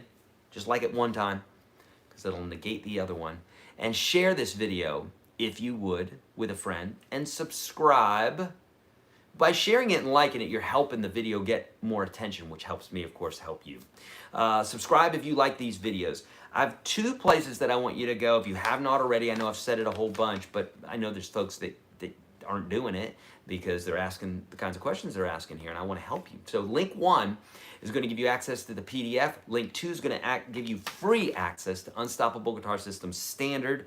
I'm live with you every single day during the month of April for 2 hours, beginner lesson, and then an advanced lesson, and I want to help you. But the only way I can help you is to provide this information for you and then guide you with these live broadcasts. But you got to dig in. Here's the thing. You can truly do anything that you want to do on this instrument. Anything that you want to do on this instrument. It's totally possible for you if you practice. If you want to be as good as Hendrix, practice as much as Hendrix did. You probably are not going to get as good as Hendrix did if you don't practice like he did. But if you want to get better than Stevie Ray Vaughan, it's 100% possible. If you practice as much as Stevie Ray, well, actually you're going to have to practice more than Stevie did. If you want to be up to his level and more so, you got to practice as much as he did. That's the part that people don't like to do, is the practice part. But obviously, it's all available to you, right? Otherwise, you'd be a robot. Friends, thank you so much for all the donations. $343, that's enough to keep the lights on and to keep the studio up and running while we're distancing and all the rest. Thank you so much for your kind donations today. You guys are so amazing. I love doing these. It's the highlight of my day, and I truly appreciate your spirit. So thank you so much. Thank you so much, Mike and Jason and Emmy, my team. Friends, I'm going to ask Mike or Jason to post some links online. Number 1, we've got a new merch store with Teespring. So I want you guys to check that out. If you want merch like mugs and shirts and all that good stuff, we'll put a link for that in here. One of the guys will do that. And then also, if you have reservations about playing because you think, well, I don't know if I can play because of blank, I'm going to have one of my guys drop in the link, either Emmy or Mike or Jason. I call everybody guys and kids, but you get the idea. I'm going to have them drop in also a link to the excuses video that we just did, because that will, number one, it's super fun. I want you guys to see that, but then also it's going to let you know a little bit about some of the excuses that people use and how to not listen to those excuses. It's all possible, okay? My friends, I'm out of here. I love you guys so much. You guys rule, and I'll see you tomorrow. Oh, by the way, tomorrow what we're talking about is how to choose guitar picks. We'll talk more than that. But then our advanced lesson is modes. Modes, yeah, I know you'll want to be here for that. Talk about all about modes. If you know the major scale, you'll know all the modes. What? Yes, in all the keys. So here's the deal. Go to the Unstoppable Guitar System Standard today, get in there and work your way up to the major scale. Because if you join me for the major scale tomorrow, I'm going to show you that not only do you know the major scale in one key, you know it at all 12 keys, and you know all the modes in all 12 keys. Yes, 7 times 12, that's 84 formations. I'm going to show you that you know this already. All right, I'll see you guys tomorrow, 11 a.m. Central Standard Time. I'm out of here. See you. Bye.